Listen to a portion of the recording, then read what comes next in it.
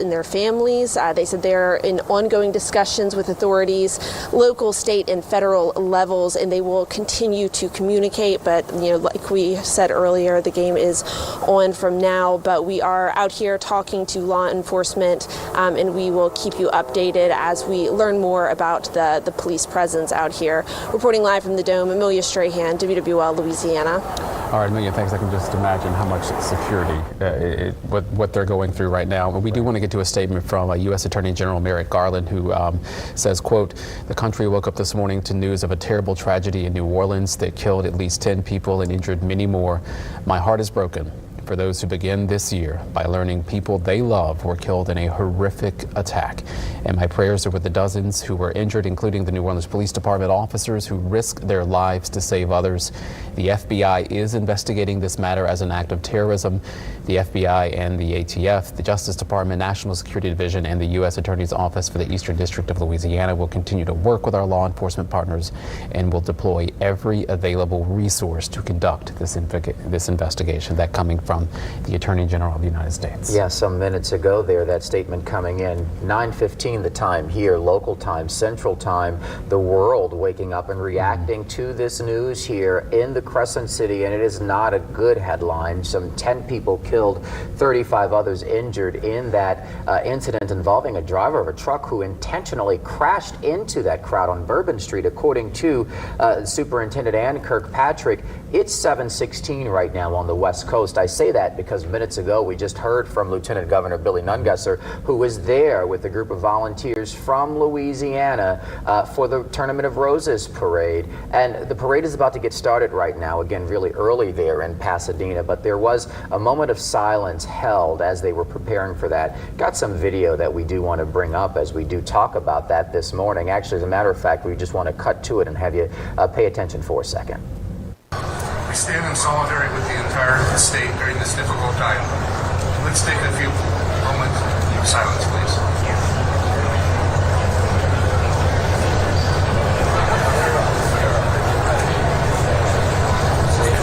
I hope you guys are Thank you. in a moment of silence. Yeah, just a very surreal moment there, and I appreciate it watching it. It does mean a lot that people are still thinking about us. And of course, the Tournament of Roses parade is supposed to be a celebratory moment out there, really putting Louisiana in the spotlight. You heard the Lieutenant Governor earlier talking about how the mood is just very somber for them, and they almost feel guilty out there celebrating when we're dealing with this at home. Yeah, pretty tough circumstance all across the board, and the point of being there this morning, that moment of silence being held, is to attract more people to Louisiana for tourism. The float there and whatnot, we did have Lieutenant Governor Nungesser on last week, in fact, just talking about the return on the investment, so to speak, as a result of participating in the Tournament of Roses parade and getting people to the city of New Orleans to visit. That's a very important detail as we get to the bottom of this investigation, but also talk more about the perception that this might create here going forward. And a lot of the statements that we've provided to you, a lot of local leaders have hinted at that going forward and what can be done, what should be done in a conversation that's very much so in its nascent stage, just getting started. Especially when two major events are now at our doorstep. You have Carnival and you have the Super Bowl, both here, essentially. And there's only so much you can do, so much work that can get done before those two events are here. We're going to shift gears now and continue our team coverage here with our Leah McNeil. She was out there early this morning. She talked to people who witnessed this horrific event. She joins us now live again from Canal Street. Hey there, Leah. Hey there, guys. Yeah, we're still out here at the intersection of Canal and Bourbon. Still a very heavy law enforcement presence out here. Just see them here behind me. State police still out here. Dozens of NOPD officers out here. And of course, still the Orleans Parish Coroner is out here on the scene as well to continue to deal with this just horrific scene out here on Bourbon as a man plowed into a crowded group of people on Bourbon Street, of course, as everyone was celebrating the new year. As you mentioned, Mike, off the top, we've been out here since about 4 o'clock this morning, just about 30 or so minutes after this all unfolded, speaking to a witness who was just mere feet away from this car as it plowed through the crowd. She said she was lucky to escape with her life this morning. I also spoke to another man who was at the Royal Sonesta Hotel that's actually on Bourbon Street, and he walked me through and described what he saw and he heard early this morning. Take a listen.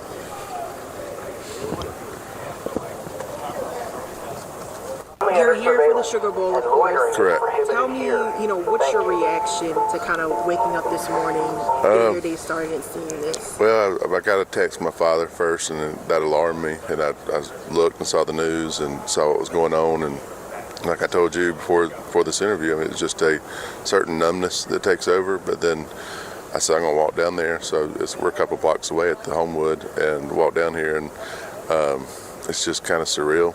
And it's sad. It's sad for America, and it's sad for our people. And all of our money and everything has printed on it. God bless America. And I think it's time the country really turns and listens to those three words strongly. And you've been down here before, and you said that typically you normally would be out here on Bourbon. We ate dinner last night at a restaurant right there on Bourbon, and it wasn't a care in the world. This was far from our minds, and like I said, it happens all too often now here, and it's just sad. I mean, there's a sadness, but typically, I mean, I've never. And now I'm joined by another man right here. We're not going to put him on camera this morning, but I do want you to hear kind of what he saw and what he went through, because he actually left his hotel, went down on the ground to actually help those people who were shot and injured. So first things first, sir, go ahead and tell me what exactly happened this morning. You said about an hour and a half ago. Yeah, so it was about a little bit before 3:20 this morning. We heard loud banging sounds coming up. We're in our room just pretty much closing down for the evening at the end of all the events and everything. And when we looked out the window, we noticed there was a lot of bodies laying on the ground. Truck was spinning away. I immediately ran downstairs to see if there was some people that can help out. And unfortunately, some people did perish during that event. There were some people we put into the hotel for assistance, and it was just, the scene was just horrific. Cops are doing a really good job. EMTs trying to help whoever they can at the time. But then maybe about 35, 40 minutes afterwards, there was a bomb scare alert that was sent out, and the hotel was there, and at that point evacuated, and they started pushing everybody away from the hotel around the back end of the hotel on the opposite side of Bourbon Street. So you said that bomb threat came in after the shooting had happened, right? Maybe about 30 minutes afterwards. Tell me what was going through your mind, 'cause I know you said you are a medic, so you were able to help out people. What was going through your mind when you were seeing all this unfold?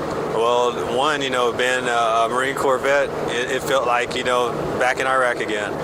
Just jumping right in, just seeing the people and everything laying down, not knowing exactly what to do.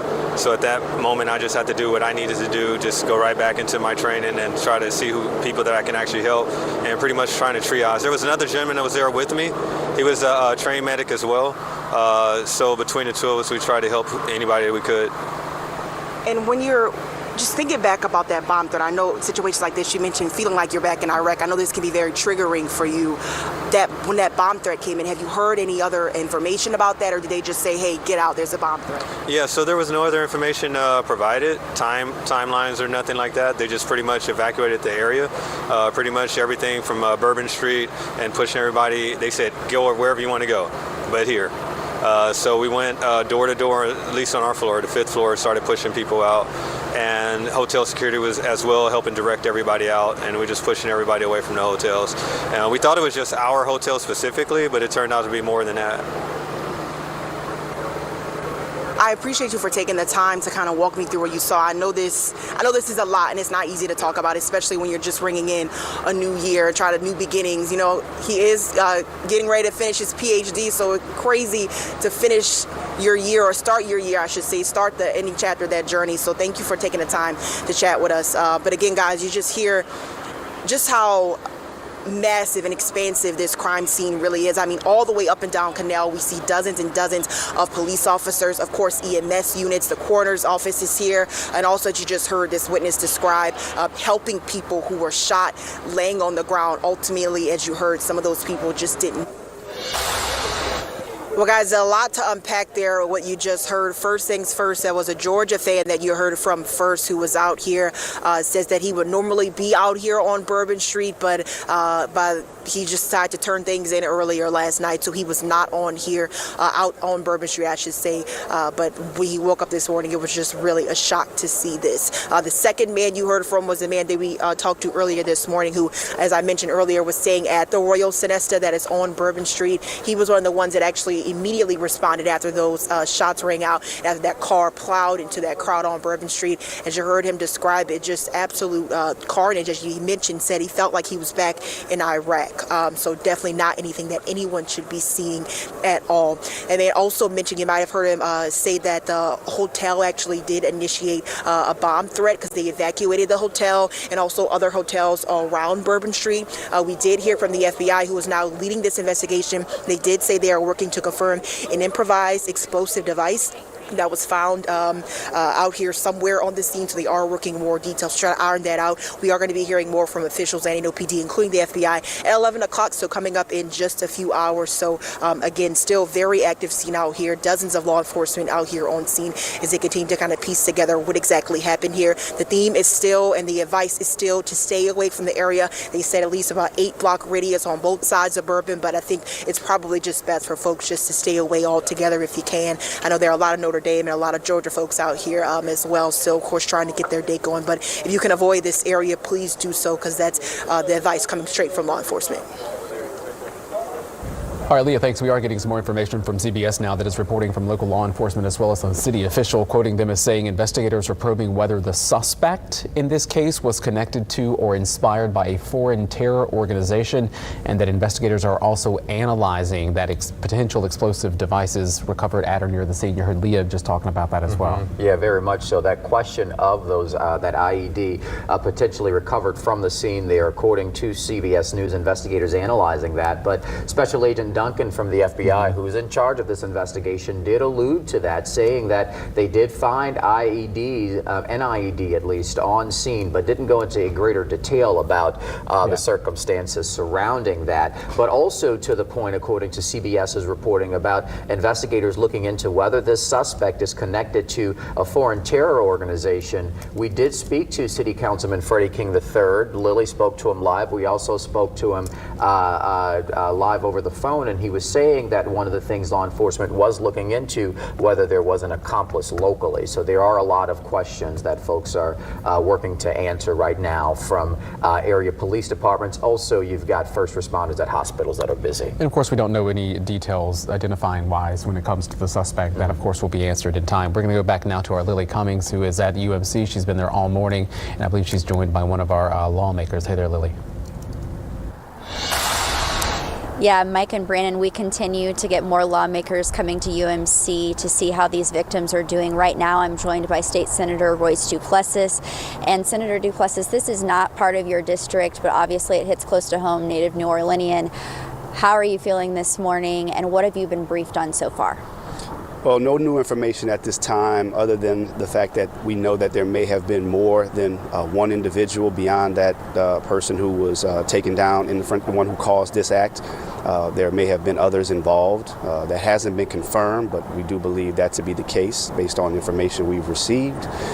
But my reason for being here today is to really express my heartfelt condolences for the victims, those who we know who have perished, innocent lives lost during a time of celebration, a time of the new year, new life, and those who are here at UMC recovering. I'm grateful to law enforcement for their swift response. I'm grateful to the healthcare professionals here at UMC who are doing their job and their best to try to bring healing during this awful time. And as we continue to assess what may have gone wrong, what we know is that there was an individual who had his mind made up that he was going to cause harm and bring tragedy to a time of what should have been great celebration. And my message to all New Orleanians and everyone across the world who has us on their mind and on their heart is for us to come together and for us to lean on one another during this time as we go forward, which we know will be a moment where New Orleans will continue to be in the spotlight. Sugar Bowl tonight, We have the Super Bowl in a few weeks. We have Mardi Gras. So this is our time to come together, to stand together, and to obviously condemn this horrible act of terror. But now we have to think about the victims and express our love and support for one another. Definitely, and we've heard from local lawmakers saying that they're looking at ways to improve safety in the Bourbon Street and downtown New Orleans area. On a state level, is there any chatter of what you all are looking to do or change?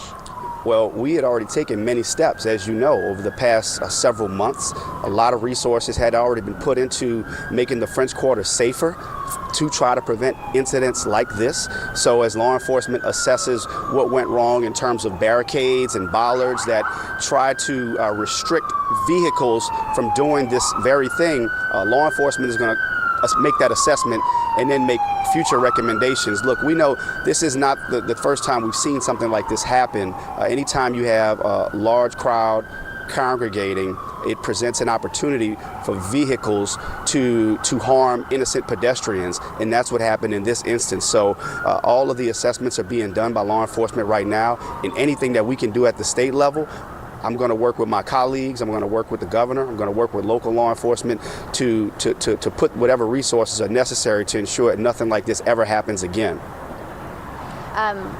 Your day, I'm sure, completely disrupted like so many right now. What do you do today as a state senator for us here in New Orleans? Yeah, well, there are obviously going to be more briefings. I'm going to be talking with local law enforcement, state law enforcement, federal law enforcement, everybody who's coordinating to get as much information as I can. I get calls from constituents, I get calls from the media, and I just want to make sure that we're communicating all accurate information and then just trying to look forward through what we have to do, which is to show up, and we have to be there for one another. So I just plan to make myself available for my constituents and for this city.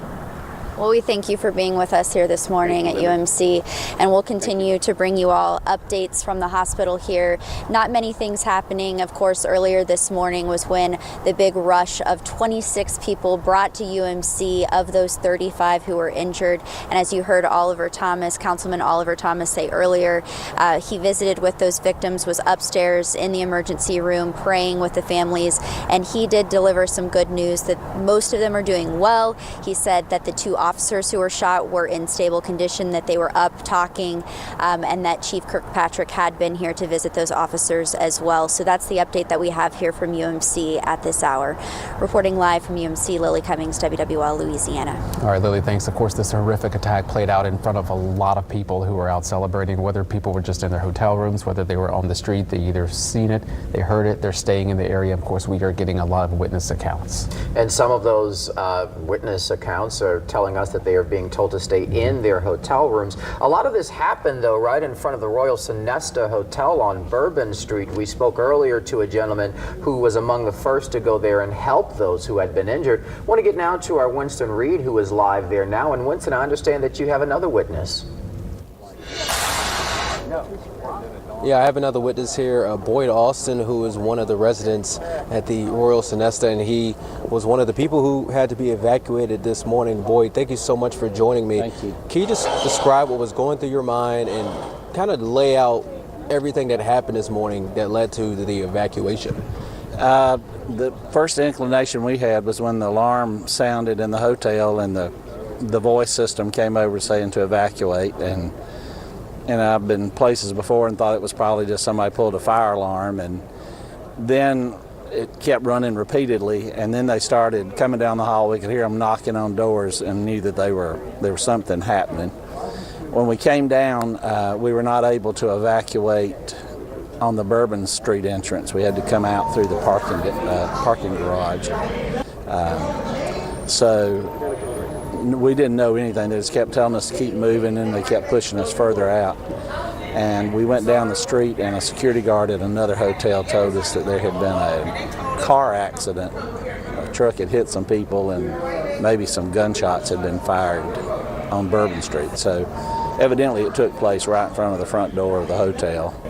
And we didn't know anything more till we heard some of the news this morning exactly what had happened. How long were you separated from your hotel, and just describe what you and other residents were doing during that time? It was almost 2 hours, and so everybody was just told to keep moving, and we went and sat in a parking garage on a bench. The Hotel Monteleone did open up their lobby, and we went back down there to warm up because it was rather cold, but there wasn't a whole lot of instructions or like a gathering point that was set up for anything. You was just told to evacuate, and that's where we wound up, how we wound up. You know, I think I saw you and many other people walking back to the Hotel Sonesta prior to our interview or our press conference with the superintendent, right. And we were told that it was a terrorist attack. City officials are calling it a terrorist attack, as well as federal agents. What is going through your mind, and could you get a sense from the other residents who you were with at the time, what is going through the mind of the residents at the Hotel Sonesta, and how this is impacting visitors? I think that they did not communicate very well to us, and I don't really blame them. They probably didn't know much more than we did, but we didn't know what the circumstances were. It was very sketchy for a long period of time, and all of that we have learned has come from the news this morning, and then people from all over the country that knew that we were here have been texting and calling and asking, and they've helped fill in some of the details too, but nothing really solid to us. All right. Thank you for giving us the time, and hope you and your family who you're here with stay safe throughout your time here in New Orleans. Thank you. Thank you. So again, that was Boyd Austin. He is a visitor here in New Orleans, preparing to go to the Sugar Bowl game today. He is visiting from Texas, and he was just describing the situation where him and many others had to be evacuated from their hotel early this morning following that terrorist attack on Bourbon Street. Winston, thanks. Of course, we saw from Amelia earlier where the Sugar Bowl is happening at the Superdome. They're doing sweeps of the dome, right, trying to make sure that it is secure, especially when you hear that an improvised explosive device potentially has been found. That said, Winston is reporting from Bourbon and Canal. We do have reporters stationed throughout the area. On the other side of this vantage point, we do want to get to our Alyssa Curtis, who is at Dumaine and Bourbon now. Alyssa, we saw you a few minutes ago, and you had the opportunity to see the investigation as it was playing out there from the ground. What can you tell us now? Dumaine and Bourbon Street right now. So we are on the backside of... Hey guys, I am on Dumaine and Bourbon. We're on the backside of the police perimeter right now. So we are about a little more than half a mile away from Canal and Bourbon, and they really just have this area blocked off. People are trying to come out from their houses here. There's a lot of residential this is a more residential area, and people are trying to walk their dogs or get to work or something, and state troopers are telling them, hey, you can't come out of your house, or if you do come out, you're not going to be able to get back into the perimeter, so you need to kind of decide if you're in or out. We have a lot more people now as the morning is going on walking through the rest of the French Quarter, going to breakfast, getting coffee and things like that. And as everyone walks by this corner in this street, a lot of look of concern and worry and what's going on, a lot of questions. Again, I'm going to go over what we do know so far. We know the suspect is dead. He was shot and killed. We know according to Chief Ann Kirkpatrick, he intentionally drove through the area and wanted to create as much carnage as possible and hurt as many people. He started shooting. 10 people are dead, and as of last update, 35 people are injured. We are expecting to get another update from law enforcement officials at 11 a.m. So in about an hour and a half, we will be over at that press conference, and hopefully they have more information. We know the FBI right now is the lead investigators on this incident, and just a little while ago they said they are investigating it as an act of terrorism. I know earlier this morning there was a little bit of back and forth on whether or not law enforcement officials and city officials were calling this an act of terrorism. The FBI now says they are investigating it as an act of terrorism, but there's still a lot of questions we don't know. There's still a lot of answers that we're hoping to get again at 11 a.m. when you drive down in the French Quarter and when you're kind of along those side streets next to Bourbon, a lot of these streets and intersections have those barricades up. So to make sure that this doesn't happen, to make sure that when there's a large crowd on Bourbon Street, especially during a holiday and when we have the Sugar Bowl and tourists in town and just a lot of people in general out celebrating and out on the streets, that something like this doesn't happen. So again, we want to know how this happened, why this happened, if he was acting by himself, who is this person, is he from New Orleans, is he from Louisiana? So I'm sure a lot of questions, I know I will be asking a lot of these questions come 11 a.m.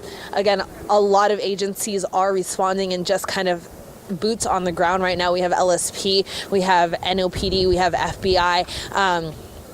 You might be able to see, but there is a little bit past that crime scene tape. There are what I believe is FBI investigators out there. There's kind of a group huddled area right now looking, I'm sure, at something. Again, there's about half a mile of Bourbon right now blocked off, and because of all the details of this incident, I'm sure that they are combing through this scene, every single inch of Bourbon Street right now, and trying to get as much information as possible. Again, there's just a lot happening right now. We know the Sugar Bowl is supposed to be in just a few hours later this evening. I'm sure there's going to be an update on that and what the police presence and LSP presence will be over there. We know with these big events that we've had in the past few months and looking forward into the next few months, NOPD has been working really hard on these big events and working to staff these big events and what the police response and law enforcement response looks like for these events. So we're going to be asking, does this Sugar Bowl tonight look different than the plan that they had about 24 hours ago because of this? What does that look like now? Are we enlisting more LSP troopers? Are we bringing in more NOPD, or are we bringing in JPSO, or whatever that looks like right now? I'm sure it's going to be a little bit different, or at least we're going to get an update hopefully at 11 a.m. Again, it's really staggering just to see Bourbon Street pretty much completely empty, minus those law enforcement officials. We see someone to make sure that the city is safe, tourists are safe, residents are safe, making sure that do they have all the pieces together. We're expecting to get an update from all these law enforcement agencies in about 30 minutes here at NOPD headquarters at 1 p.m. That was supposed to be at 11 a.m. Again, that was pushed back to 1 p.m. We have a statement here from the FBI that I'm going to read part of it. This came in just before Susan Hudson came out and spoke with us. They said, again, we have that identity of the suspect, 42-year-old Shamsuddin Jabbar, a U.S. citizen from Texas. He was driving a Ford pickup truck, which appears to have been rented, and we are working to confirm how the subject came into possession of the vehicle. An ISIS flag was located in the vehicle, and the FBI is working to determine the subject's potential associations and affiliations with terrorist organizations. Weapons and a potential IED were located in the subject's vehicle. Other potential IEDs were also located in the French Quarter. Again, every single law enforcement agency is working on this right now. We're hoping to get more information. A lot of questions still left unanswered. How did this happen? Especially why did this happen? What was the motivation behind this? I'm not sure if we'll get that answer, but we're definitely going to ask once we get to that press conference in about 30 minutes. This situation is such a fast moving situation. From 1 minute to the next, we're getting more information, more things are coming out. We're hearing from different people. I think the overall message here from everyone is we want to make sure, and they want to make sure, that the city is safe and that nothing else is going to happen. And they got every single corner of this investigation. Every stone is being turned over. As we heard from Congressman Troy Carter earlier, they're putting, again, every single effort into making sure that they have all the questions answered and they leave nothing left unturned. a lot of people really hurt by this situation. You just heard from Sheriff Susan Hudson that this is really affecting the department, as I'm sure other departments as well as first responders. You see the carnage that Chief Kirkpatrick was speaking about. So yeah, a lot of moving things right now, but we're about to head inside to get that update from law enforcement. For now, reporting live at NOPD headquarters, Alyssa Curtis, WWL Louisiana.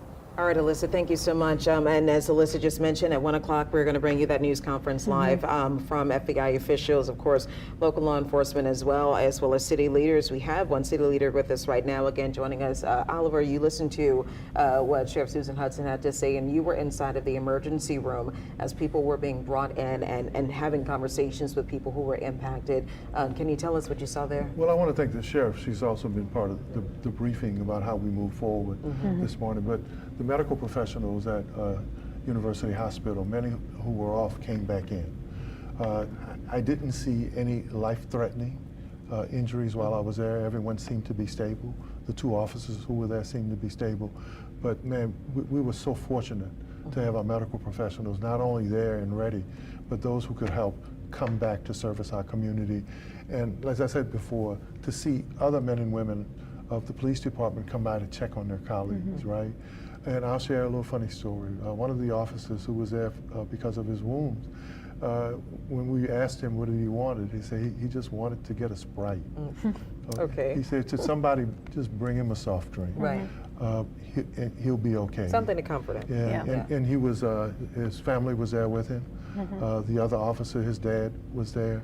And one of the officers finally went to sleep and he was getting some rest while the other guy was there with his family members. I mean, it's certainly such good news to hear that they are talking and you know, engaging in that way. I also know that you mentioned that you were in that briefing with some law enforcement officials earlier this afternoon or earlier today. I would like to know, what can you tell us about what happened in there? How are we going to move forward? What kind of discussions? Devin, that's a great question. For the citizens out there, you need to know that they're assessing the situation, reassessing the situation now. How do we take a look at making sure the perimeter is safe? Yes. How to access pedestrian, vehicular access. And I was real comforted by what I heard from NOPD officials, federal officials, as well as state officials, is that how do we give access, pedestrian and vehicle access to the dome? How do we funnel people through checkpoints to make sure that there isn't anyone else like this individual, but also while the investigation is going on, to comb every square inch of that area to make sure that there aren't any other explosive devices and that there aren't any other potential perpetrators. I was going to say, since they had explosive devices, potential explosive devices that were found in different areas of the French Quarter, is the French Quarter on a lockdown right now as you guys assess this situation? Great question. There's still a crime scene on Bourbon Street right now. They've extended out a certain perimeter to certain streets, but there are parts of the quarter that are accessible. There are people trying to do business. There are merchants there who wanted to take advantage of this celebration and all the people coming in town. A lot of the people they're going to make their money because of these special events that sustain them and their families throughout the year. But they're reassessing everything based on what they find and the information that they gather. I was comforted with the chief, our federal partners, Colonel Hodges and our state partners. They're on top of it, and they're looking at every square inch of that community and every safety measure that can make sure we're safe moving forward. Councilman, thank you so much for your time, for being here with us. We certainly appreciate it, and I know that the officers likely really appreciate you stopping by the hospital as well to send your well wishes. All right, thank you so much. Councilman Oliver Thomas joining us now as we continue to follow this breaking news of a tragedy on Bourbon Street. 10 people killed, 35 people injured, and several hospitals across the area because of a person. This person, 42-year-old, if I can get this right, Shamsud Din Jabbar, driving down Bourbon Street, a crowded Bourbon Street, early New Year's Day, around 3:15 in the morning, which if you know Bourbon Street, I always say it's a street that never closes. It's a street that is always open all the time. So at any time, you can find people on the street at that hour. But especially on New Year's Eve. We know it was very crowded at that time. We do have some new information this afternoon from the FBI that just came in. We know that suspect, Shamsud Din Jabbar, is a United States citizen. He is from Texas. the FBI is saying that an ISIS flag was located in his vehicle along with a potential IED, and there were also other potential IEDs located in the French Quarter. So the FBI is leading this investigation, but we do know that local law enforcement is playing a huge role in supporting them in this effort and in the investigation. I know we talk about local law enforcement and what they're doing, as well as the ATF, the FBI. They are currently right now on Mandeville Street. That is where our reporter Winston Reed is right now, and that is where Winston says apparently they were drawn to this location because of a fire at a home the suspect potentially was renting as an Airbnb. Winston, what more can you tell us? Right now, residents who live in this St. Roch neighborhood, they've been forced to evacuate their homes because of that reported fire earlier this morning. The investigation has expanded from Bourbon Street in the French Quarter over here to the St. Roch neighborhood off of Mandeville. And I'm here with Jeff Gonzalez, who's one of those people here this morning who had to evacuate the St. Roch neighborhood. Thank you for joining us. Now, tell me, Jeff, where is the house that you were at and you were staying at in accordance to the Airbnb that investigators are surrounding? I'm the house right next door. You're right next door. Okay, can you just walk me through this morning, just play out what happened? I left the house about 5 o'clock to bring my sister to the airport, and I noticed that the smell in the air was what we thought was fireworks the night before. You could smell it even at 12:30 when we got home. But it was really strong at 5 o'clock in the morning, but I was on my way to the airport and didn't stop. When I got back from the airport at 6 was when the fire trucks were there. Were you able to get back into the home after you came back from the airport? I was. At that point, they had contained the fire. There were still hoses going into the house, and one of the residents there said the damage was minimal and no one was hurt. And so I went into the house and talked with my partner about it for a bit, and then we went back to sleep and woken up a couple hours later to a knock on the door saying that the area was being evacuated. And walk me through that evacuation. What were you told by law enforcement, and where did you have to go after that evacuation? They explained only that it might be in connection to the events that happened on Bourbon Street last night, and that the Ring camera footage from our place was of great interest to them. So I left with the dog, but my partner is still there in the area of interest with the footage, going over it with the police. And so he's over. Your partner is still at the house. There. And I left without my phone, so I have had no contact with him. No contact. Can you tell me, have you seen anything suspicious? You know, neighbors have said that they've seen a white truck in the area prior to that terrorist attack over in the French Quarter. Have you seen a white truck? Have you seen anything suspicious? Have you seen the suspect at all? No, I haven't. And honestly, I was going to get my sister to the airport, so I wasn't really paying attention to the vehicles that were around the area. Nothing suspicious over the past 24 or 48 hours? No, just that smell when we got home, but we attributed it to fireworks. And that is an Airbnb, so oftentimes there are transient people visiting the area who are staying at that house beside you. Yeah, my boyfriend's parents stayed there at Thanksgiving. Any idea on the extent of the damage of that home right now? We aren't able to get a clear visual of the house from where we were standing. What I was told was that it was minimal, and there was a 2-hour gap between when the firemen had said that it was contained to when we were evacuated. So my understanding was that they found something that made them evacuate the neighborhood, beyond it just being a regular fire. Right. So is everybody in your home, and do you know of anybody in your neighborhood who, any reported injuries, anyone hurt? I have not heard of anybody hurt, but again, I have no contact with my boyfriend right now, so. All right. Jeff, thank you so much for that update.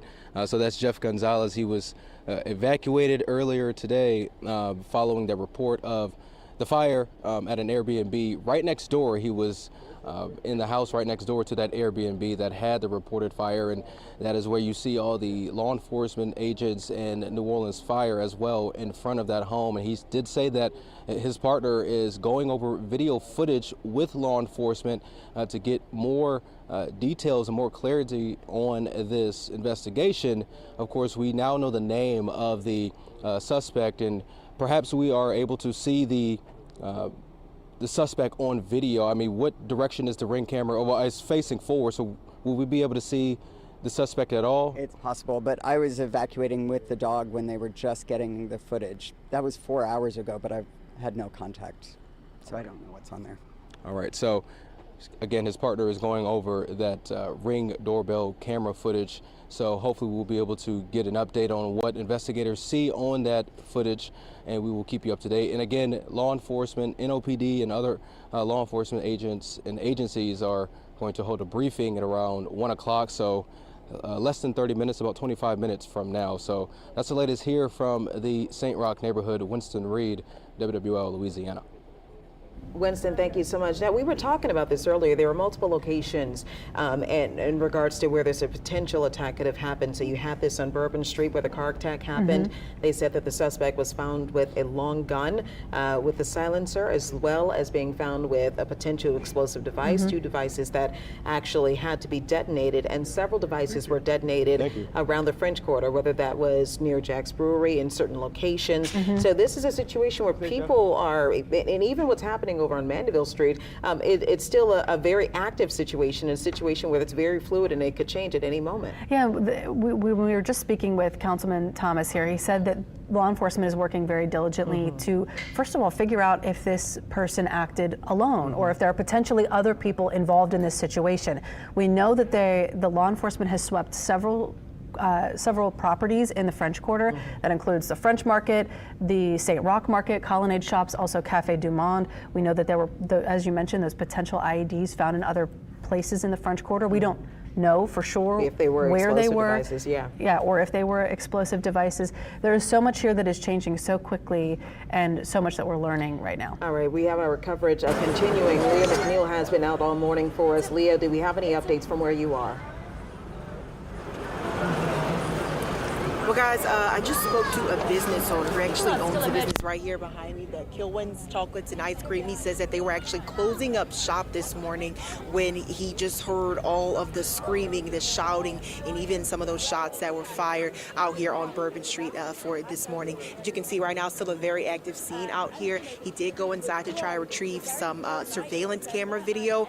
He said his cameras didn't capture enough the way they were angled, so unfortunately it won't be any help to police. But he says that it was just unfortunately not a sight that he is not used to seeing. He says unfortunately there's always a lot of crime that he experiences having his business in this location, especially when it comes to people coming in and out of Bourbon Street. But nonetheless, he said he's not worried about the business that he is going to lose today. He's worried about the people, those 10 people who lost their lives, and also those other people who were injured now trying to recover in the hospital this morning. So business owners are, again, he says he was grateful for the swift police response, but he is, like many other people I've heard today, say that they are really want to know more about what the city is going to do when it comes to making sure that Bourbon Street is more secure, that the French Quarter is more secure. He did mention that, of course, we have Mardi Gras coming up, the Sugar Bowl today, and also other events that we always have all year round. So he says he's very interested to see what the city's going to do more to make sure that nothing like this ever happens again.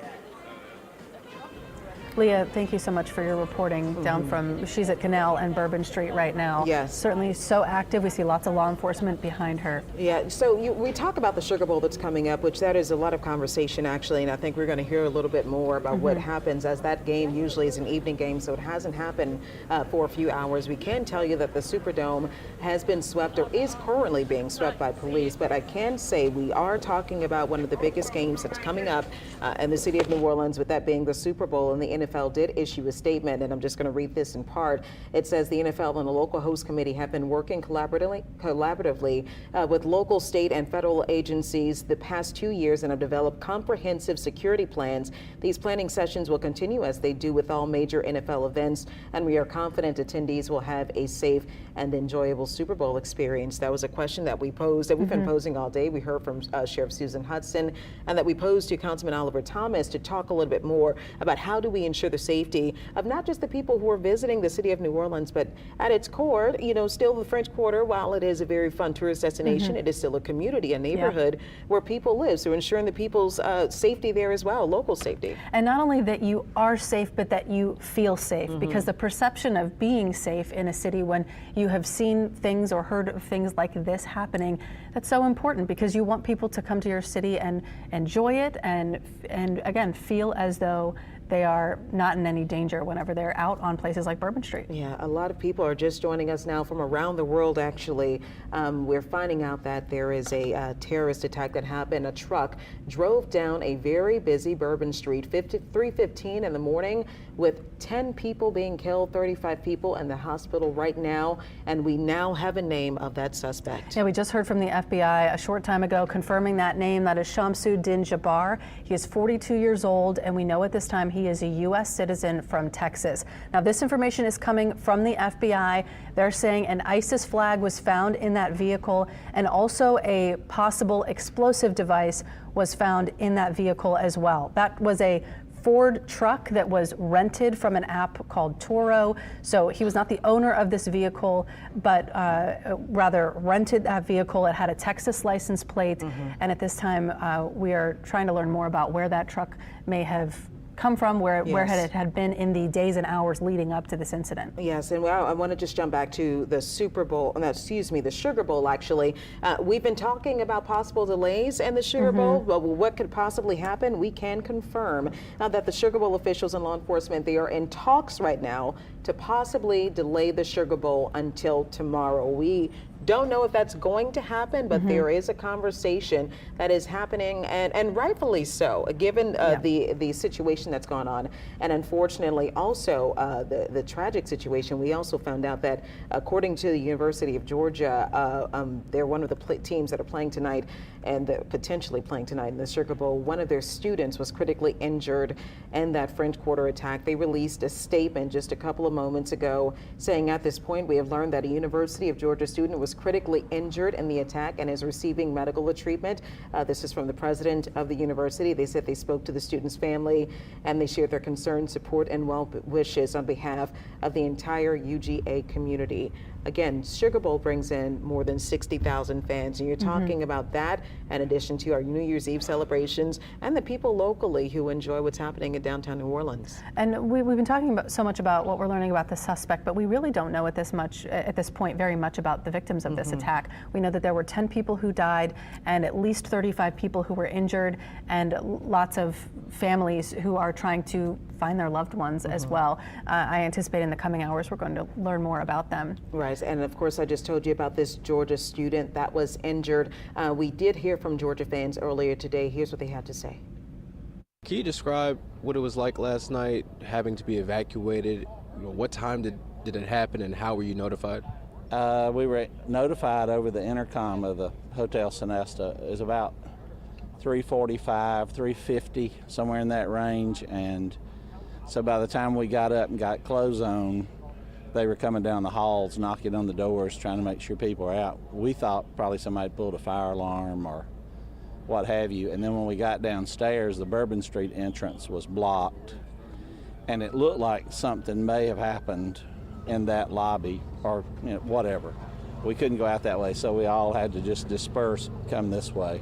What did they say to you when they were trying to evacuate? What did they say exactly happened? They told us nothing. They just said evacuate the building. Most people gathered in the parking garage and was just standing there to stay out of the cold. And then they came down and said, you have to get out of the building and move towards the river. And then we came out and went up towards Canal Street here and sat in the parking garage of the Wyndham for about an hour. So you went from the parking garage for about an hour before returning back to the Royal Sonesta? It was an hour there, and then it was all total about an hour and 45 minutes before we could get back into our room. Where are you visiting from? Dallas, Georgia, outside of Atlanta. Being a visitor here this weekend, I imagine you're going to the Sugar Bowl game today. Can you just describe, what's going through your mind as a tourist here in the city? I'm sure you were expecting a fun and exciting weekend, in New Orleans, which is a city that invites a lot of tourists in. Well, I love New Orleans, and we're happy to be here. And, it's one of those things, you never expect it. We've always stayed in a balcony room there, but they didn't have one available this time, and so I'm kind of glad that we weren't right there at that time. But, nobody has a way of knowing what's going to happen and when, and just kind of have to live with that in the world today. All right, that is a Georgia fan that is in town, like many other fans. I think they're playing the Notre Dame Fighting Irish, and it's a potential. We're standing by to figure out if those talks are going to continue on if that Sugar Bowl game is going to happen today. Yeah, kickoff was supposed to be set for 7:45 tonight, and typically Bourbon Street, the French Quarter, would still be partying today. Yes. It would typically be a very lively scene, but obviously incredibly different. We're going to go now to Amelia Strahan. She is at Dauphine, on Dauphine Street at Bourbon Street right now, and has been kind of keeping an eye on the police presence. What are you seeing down there right now, Amelia? Still about a lot of the same, a heavy police presence. They have, quite the perimeter blocked off. I'm going to step aside so you can take a look. We're learning more about the victims of last night's attack. Our partners at NOLA.com identified 18-year-old Nikira Dido. She is a Mississippi teen, and we also got a tweet from the University of Georgia saying one of their students was injured in the attack, and they are in critical condition. So there are, talks of postponing the Sugar Bowl. Of course, nothing has been decided just yet, but having that student involved, of course, in the attack is going to hit home for many of those fans. You can probably see there are some FBI agents still down there. Officers are still just surveying the scene. There are some evidence markers still down there as well that we can see. Just still trying to find out, exactly what happened. There are a lot of questions going around, and of course we have that police presser where hopefully some of those questions will be answered. I've heard some concern from people walking by about, should the Sugar Bowl go on, are they going to be safe out there? I think that's something that a lot of people are concerned about. I even talked to a few fans who will not be going to the game. They decided to go ahead and wrap up early. Now, whenever we were down at the Dome this morning, we can confirm there was a really heavy police presence. We've been reporting they were doing sweeps of the domes. They had bomb dogs out there just securing the scene. So we do know that there is a heavy presence with multiple law enforcement agencies, and that's kind of what I've been telling some of the tourists who seem to be concerned about should they go to the game. It does seem to be heavily secured, but of course you can't blame anyone for feeling very nervous at this time. The corridor during a big event like this, a big weekend like this, is generally bustling. It's a very happy place, a joyful place where people are ready to celebrate, and it definitely is definitely a more solemn scene out here this morning as investigators they survey the scene and see just what happened. Reporting live from the French Quarter, Amelia Strahan, WWL, Louisiana. Amelia, thank you so much for that. We are continuing to learn more about, every time we check in with one of our reporters, we're learning a little bit more about the investigation, what's happening going forward. As many of them have mentioned, and as we have mentioned many times, this is changing really quickly. Yes, we do have, again, the security measures that are being taken place and conversations that are still happening. Councilman Oliver Thomas just confirmed for us that there are still conversations happening as to how to prevent this from happening moving forward. We are not going into a period where we don't have a lot of people in the city. During this season, we go from New Year's Eve, we're going straight into Mardi Gras with some of the earliest Mardi Gras balls happening this Saturday. And some of them happening at the Superdome. You go into parade season, you're going into the Super Bowl, and then you're going into the season of festivals. So, of course, this is top of mind for everyone who visits any event that contains a large amount of people, in which for us, that is half the year. Yeah, and there's a parade scheduled for the French Quarter on Monday night with the kickoff to 12th night. So this is, like you said, not something that there will be time to heal from and to really spend time reassessing the security measures for. This has to be solved now. Yeah, you have to act right now, and that conversation is happening within 10 minutes. At 1 p.m., we are going to get a live news conference that is from federal officials, FBI, which have taken over this investigation, including New Orleans police, ATF, and many people who are investigating what happened here. And again, you just heard from Amelia Strahan here. We now have our first reported victim. Yeah, we know at this time that there have been at least 10 people who have died in this incident. This is Nakira Didro, and she is the first name that we're hearing of someone who died during this horrible attack. We know at least 35 people in addition were injured. Right, and right now, unfortunately, we did again just hear from Amelia Strahan and spoke about this a little bit earlier about a University of Georgia student that is a part of those injuries that are in the hospital right now. Oliver Thomas giving us an update a little bit earlier about what he saw. 2 police officers are in the hospital, of course, that were injured by gunfire. And people who don't realize, when you think about how this can happen and where this happened, this truck drove down a very busy Bourbon Street. It hit 10 people, injured 30 others, potentially more. And apparently, when there was an exchange of gunfire between the suspect and police officers, the suspect was killed in that exchange of gunfire. And when they arrived to the suspect's vehicle, they saw that he had full body armor on. They found IEDs in the car. They found him to have headgear on as well. So he was prepared for a major attack. Yeah, this could have gotten much worse than it did, and it was already such a horrible incident. I can't imagine this being worse. Councilman Thomas talked about those 2 officers being heroes for taking the suspect out before any more damage could be done. And we know that those 2 officers were shot and are in the hospital, but are awake. They're talking. He said one of them was asking for a soft drink. So we know that hopefully they're on the mend and will recover from this. I know. We talked about the Sugar Bowl, and let's talk Super Bowl. We just got a statement in from the president and CEO of the New Orleans Super Bowl Host Committee. They're in contact again with local, state, and federal public safety partners, and they're actively monitoring this situation. And they say fan and event security is a priority for Greater New Orleans Sports Foundation, the NFL, the Saints, and the state as well. And they've been collaborating with the public safety partners in the NFL for more than 2 years on the comprehensive security plans for the 2025 Super Bowl. I can only imagine that those security plans might be altered slightly. One of the things that we've talked about throughout the day, this is something that I brought up to Councilman Oliver Thomas, and though we didn't speak very heavily on it, were the bollards that were not there. The bollards that were in place in 2017 and were in the progress of being removed and replaced and upgraded apparently so that they can stop incidents like this from happening. That didn't happen until November of 2024. That's when the construction began, and it was supposed to be finished by February of 2025. But those bollards were put in place by former Mayor Mitch Landrieu, and we've attempted and made attempts to reach out to him. Hopefully he can get back to us. But those bollards are put in place to prevent incidents like this from happening.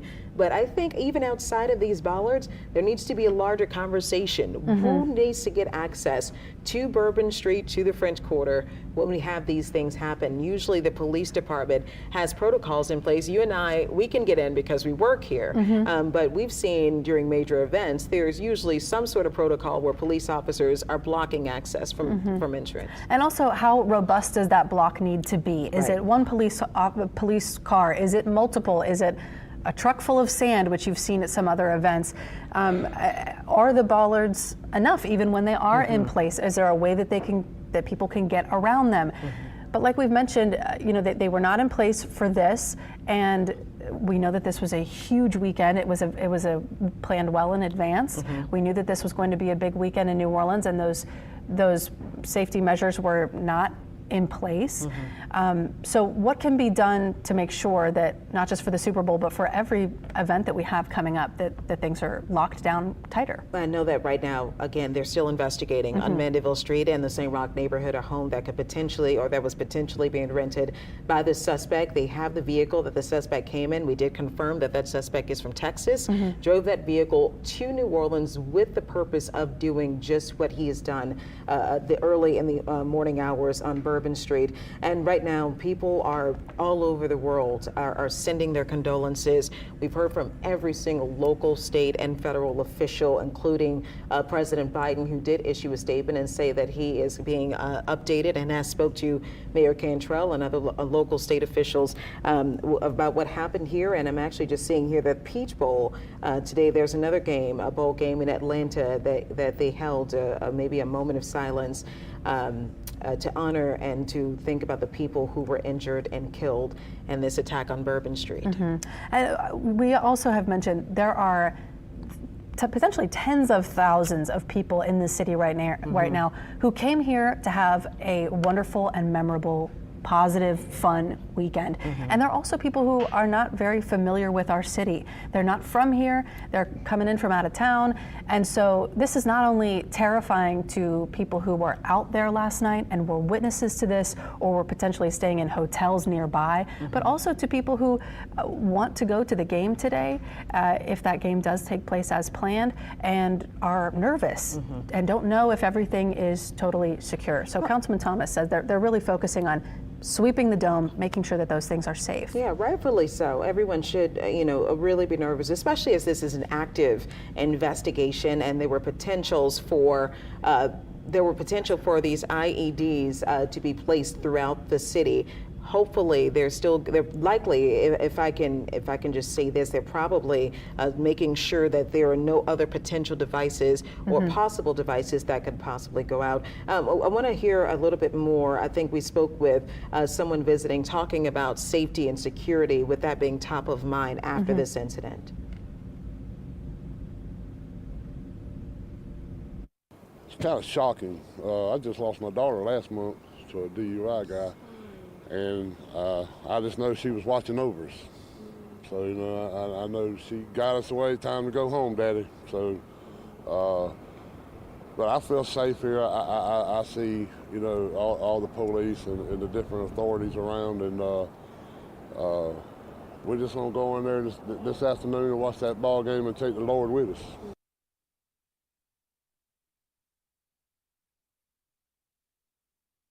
When you're talking about anything of this magnitude within New Orleans or with any area, safety is usually top of mind, given the fact that we've just recently had, as we just spoke about earlier, in Germany at the Christmas market, multiple people mowed over by a vehicle that drove through that market as an attack there. And we've seen potential attacks, and not necessarily, a couple of years ago, there was not necessarily an attack. This was a DUI, someone who ran over maybe more than 24 people. I don't know the exact number, but you think about all of those possibilities and how do we keep every person safe? The people who live in New Orleans, the people who are visiting New Orleans, and continue to attract the major events that we do. And I think when Oliver Thomas was here telling us about that meeting, that's the conversation you have to have.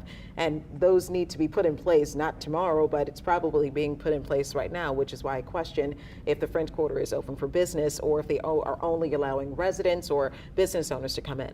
And it does put officials in kind of a hard spot here, because you have all those business owners who support their families with the money made from these very busy weekends, and they anticipated a huge busy day today. Typically this street today leading up to the game tonight at 7:45 would have been packed with people eating and drinking and all those celebratory things on New Year's Day, and these businesses are shut down for now, and much of the French Quarter right now is off limits to many, many people. If you're joining us in about 2 minutes, we will go live to a press briefing that's being held by local law enforcement, state law enforcement, the federal government as well, the FBI joining us now to give us an update on where they stand in this investigation. We know that there were multiple areas where people are investigating, and they still have a lot of this taped off. And obviously, this is a situation that it's not just open and shut. You don't know necessarily where these possible devices could have been, where they might be, or what he had planned, or what his motivations were. But they did mention that there was an investigation into a flag, and we've shown you video and pictures of the truck that was used in this attack. and a flag was on the back of that truck, and we're being told that this is potentially a flag dedicated to ISIS. Yeah, that was one of the things that the FBI told us just a short time ago, along with some potential IEDs that were found in that car and other IEDs discovered, potential IEDs, I should say, discovered around the French Quarter. All right, and if you guys are just joining us, we are waiting right now for a press conference to start in just a minute or so to give us an update, a desperate update that so many people would like to know. A lot of you, if you were likely out for the New Year's Eve holiday and New Year's holiday, you probably are just joining us or just waking up after being with family and friends, but it's unfortunate we have to wake up to such a tragedy. A vehicle driving down a crowded Bourbon Street, 10 people dead, confirmed dead, and 35 people injured. In the hospital right now, mostly at UMC Hospital.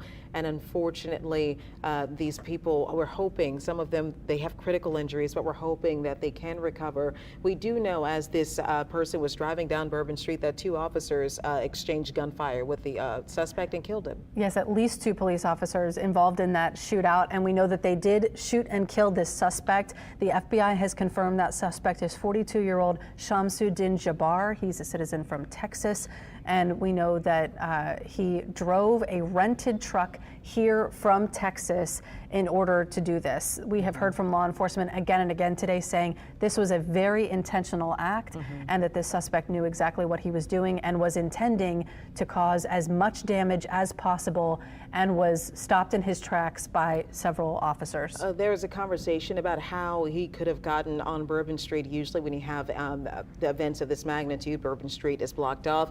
We've had conversations, I've saw many of your conversations about the bollards that were there, or rather the ones that weren't there as they were being replaced and was supposed to be done by February 2025 before the start of the Super Bowl. But apparently there were also police units, but this person must have gone on the sidewalk, driven around those units so he can do as much damage as possible. And what we have not seen a lot of yet is video of this truck, because it had to have been driving somewhere around New Orleans before this incident happened.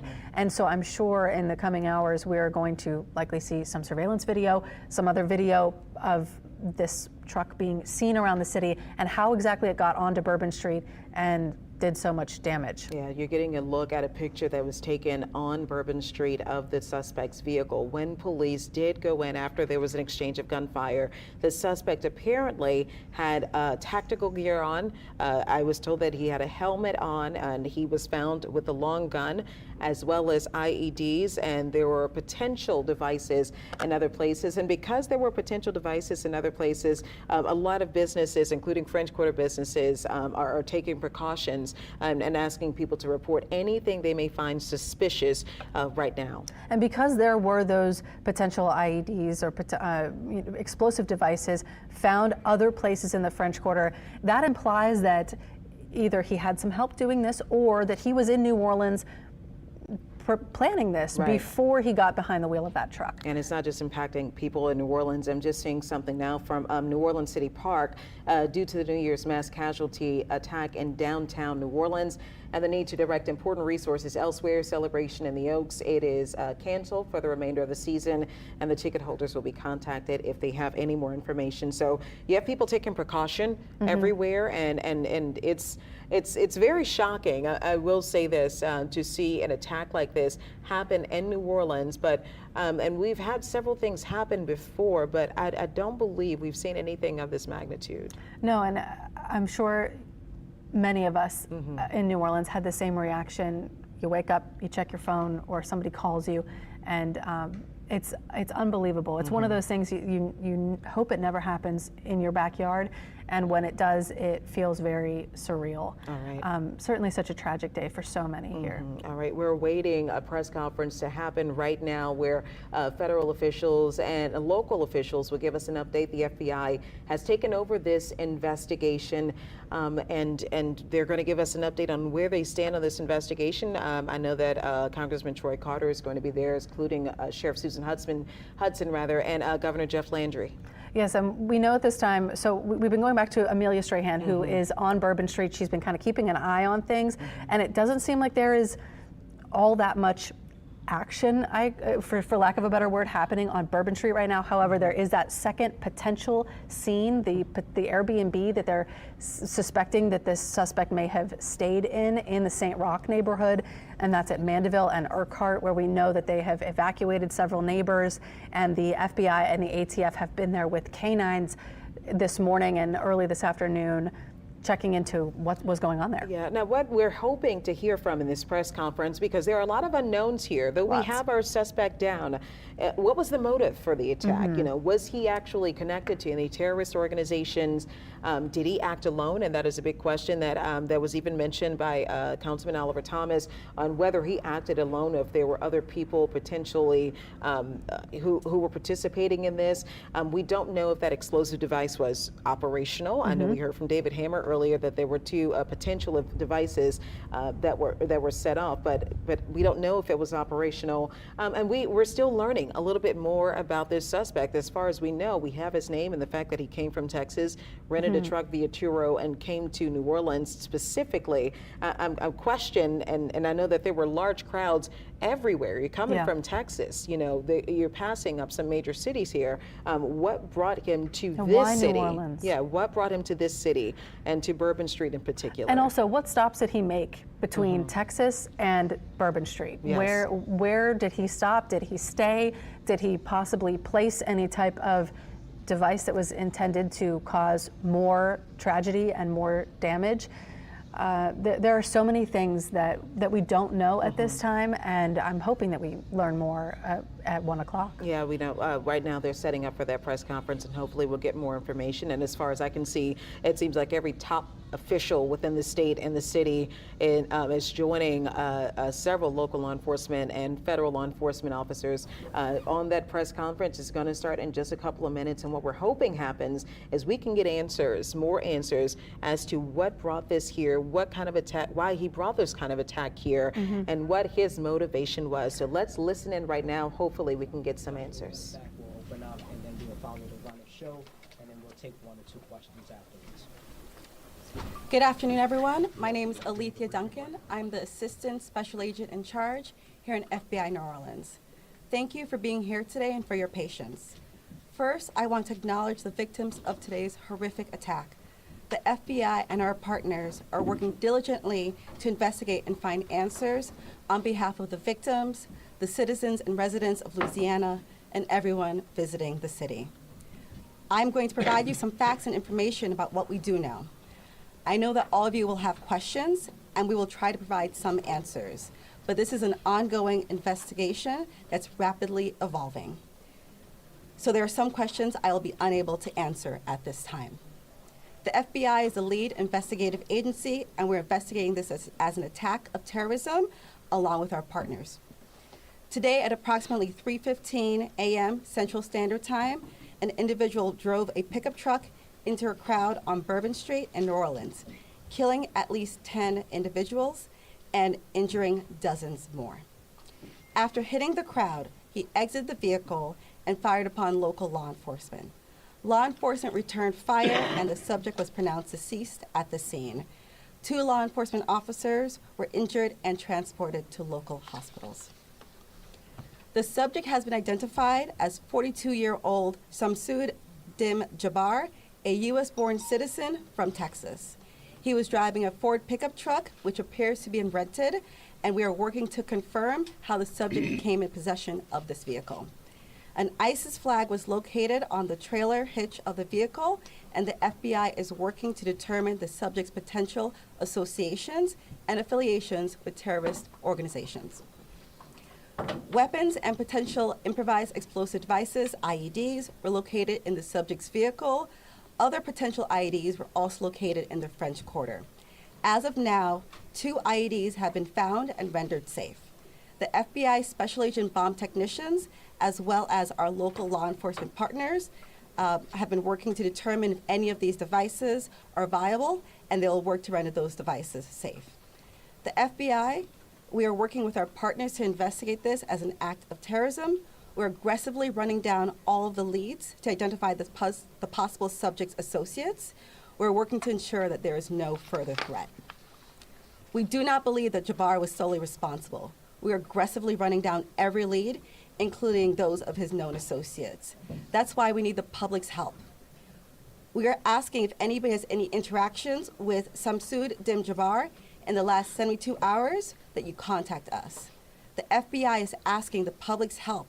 We're asking anyone who has information, video, or pictures to provide it to the FBI. We have set up a digital tip line as well as our 1-800 number, 1-800-CALL-FBI. Please provide us with any information that can assist us in this investigation.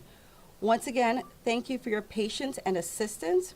For an updated statements or information, please check the FBI's website and our social media accounts. I will now turn over to Mayor Cantrell. Thank you. Thank you.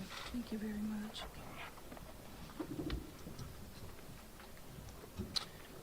Thank you, Agent Duncan, for your leadership and the full support of the FBI. First and foremost, I want to express my deepest condolences to the families and loved ones that were impacted by this tragedy on Bourbon Street and in the heart of the city of New Orleans. And I know that the entire New Orleans City Council grieves along right with me, no doubt about that, and our people and our families.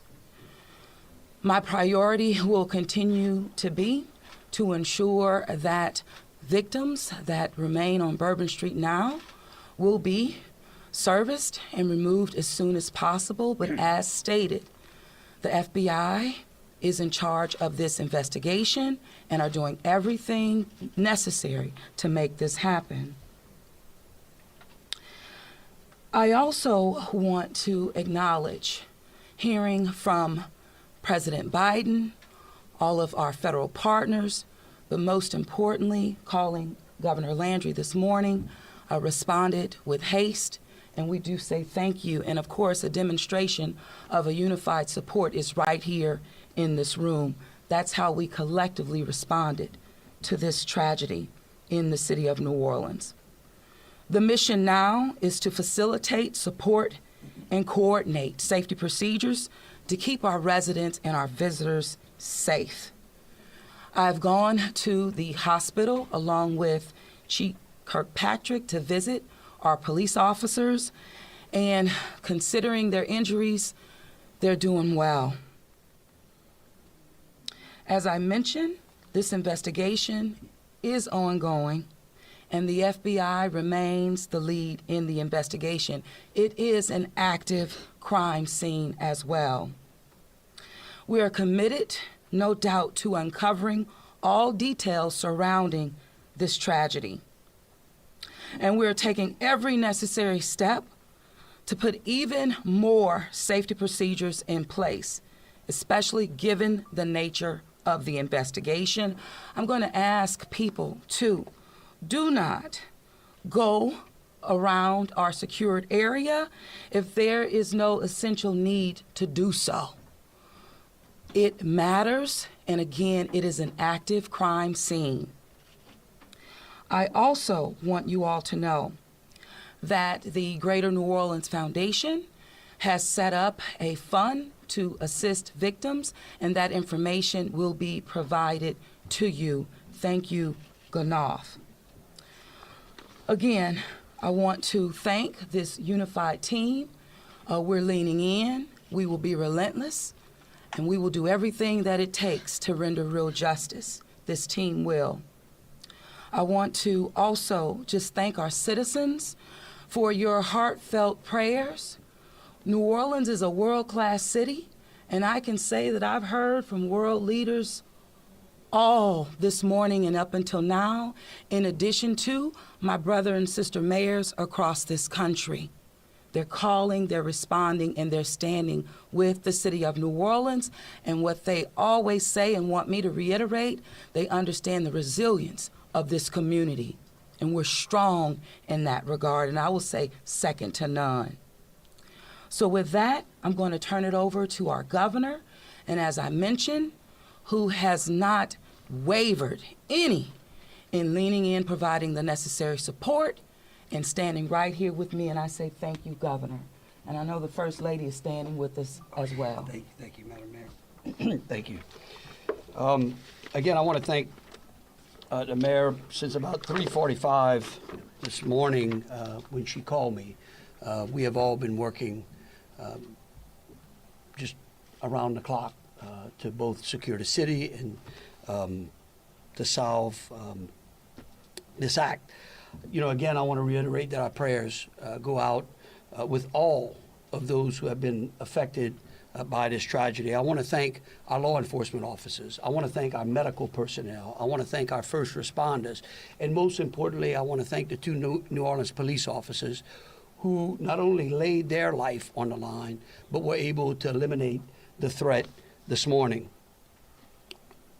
Let me say, we have made public safety a state priority from day one. And I think that if you look around me today, right now, and you look at the people who are standing around, that is their commitment as well. We intend to be transparent in assessing any defects that may have existed in the system so that we can address it. It's the only way to ensure that any mistakes that were made are corrected.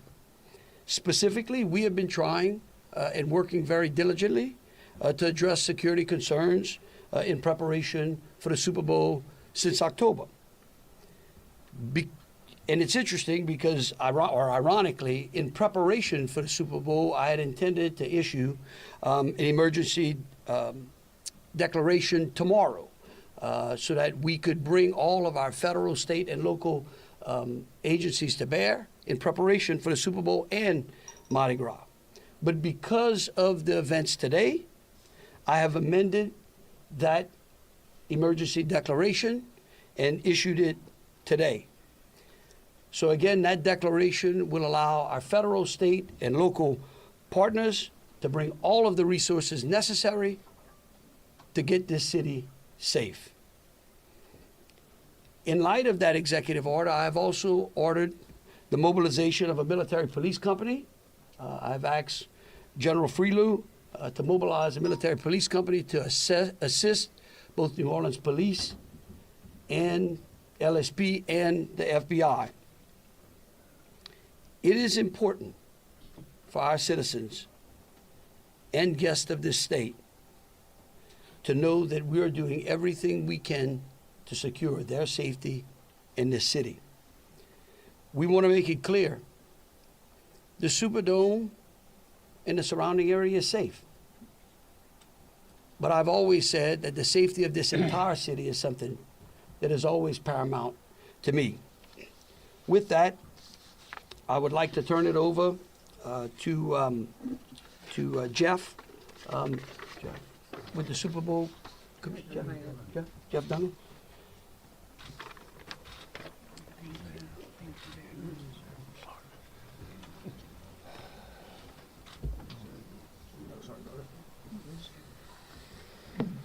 Good afternoon. Obviously, we wish we weren't here for this reason today.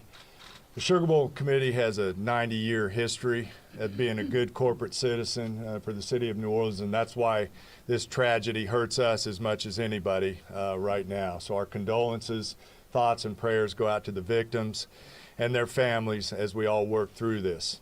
Of course, anytime we have a major event in the city of New Orleans, public safety is paramount, and we have full faith and confidence in the governor and the mayor and all the assets, the federal, state, and local resources that they've applied to this event so that we can ultimately bring those responsible to justice and carry on with the major events that we have in front of us. Speaking of which, we were scheduled this evening to have a CFP quarterfinal played in the Superdome at 7:45. We have been in consultation with ESPN, with the College Football Playoff, with the Southeastern Conference, with the University of Georgia, with Notre Dame. All parties and all agree that it's in the best interest of everybody and public safety that we postpone the game for 24 hours. Work is fast about to set up a safe and efficient and fun environment for tomorrow night. There'll be more details on that in the coming hours, but for now, that's the plan, that we're going to move forward and play the game. And again, we reiterate our thanks to everyone up here for the important work they're doing. We live in the fun and games world with what we do, but we certainly recognize the importance of this, and we're going to support it 100%. So thank you. I'd like to bring up Senator Kennedy.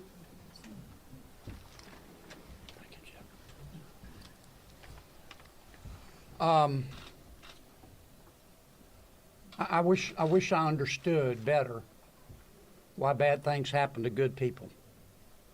If I make it to heaven, I'm going to ask. For those people who don't believe in objective evil, all you have to do is look at what happened in our city early this morning. I am, if this doesn't trigger the gag reflex of every American, every fair-minded American, I'll be very surprised.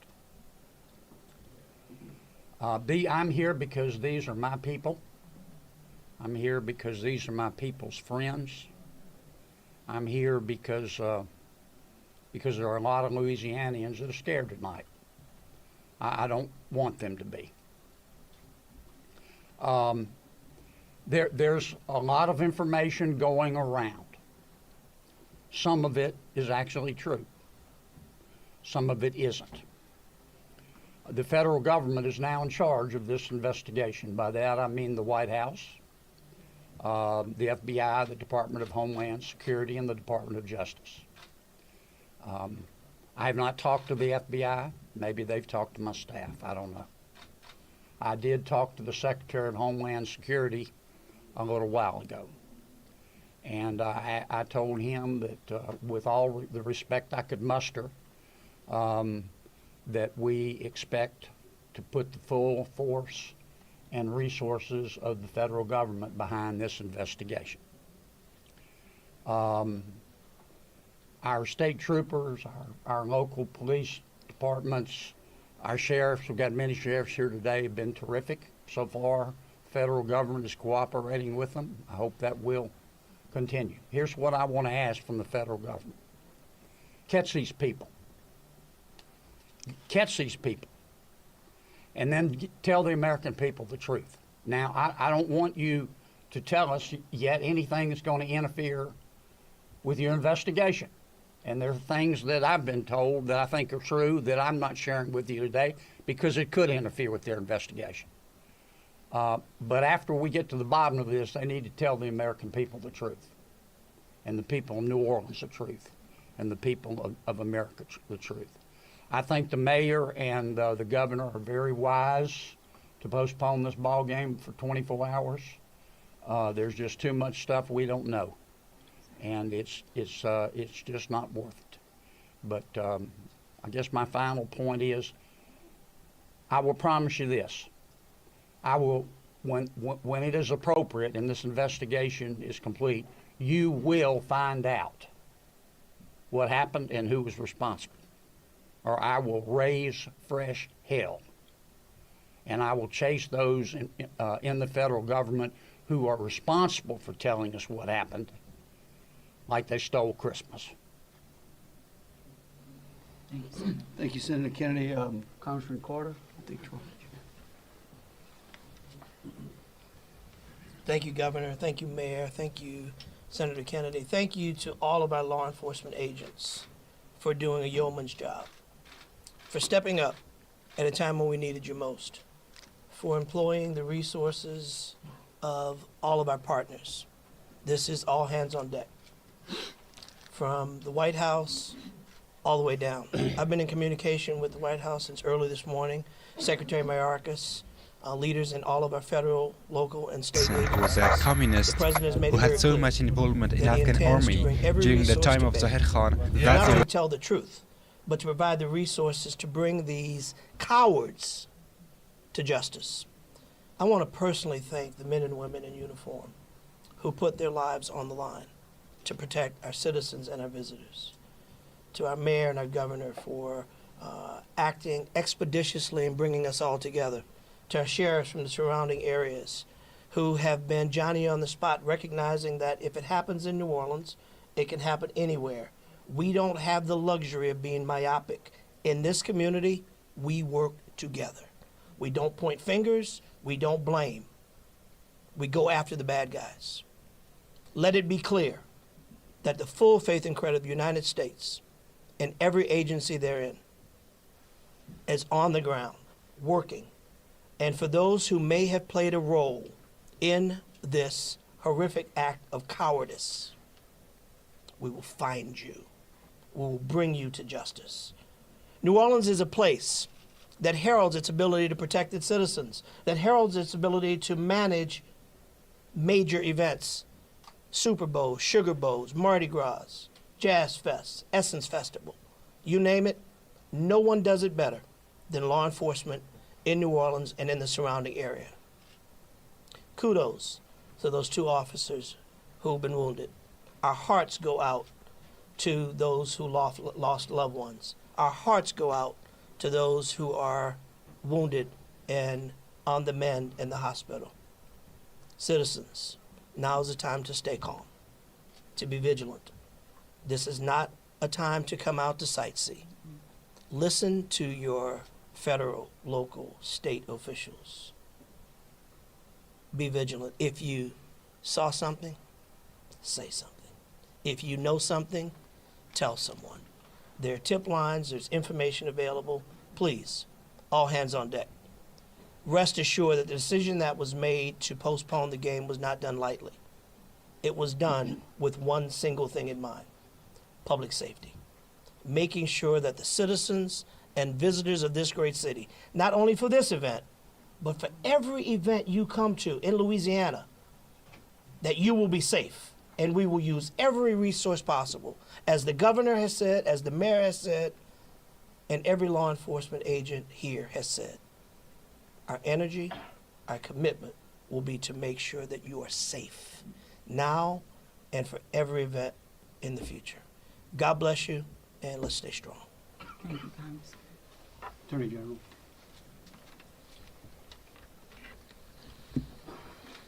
I first want to extend my sincerest condolences to the families of the victims.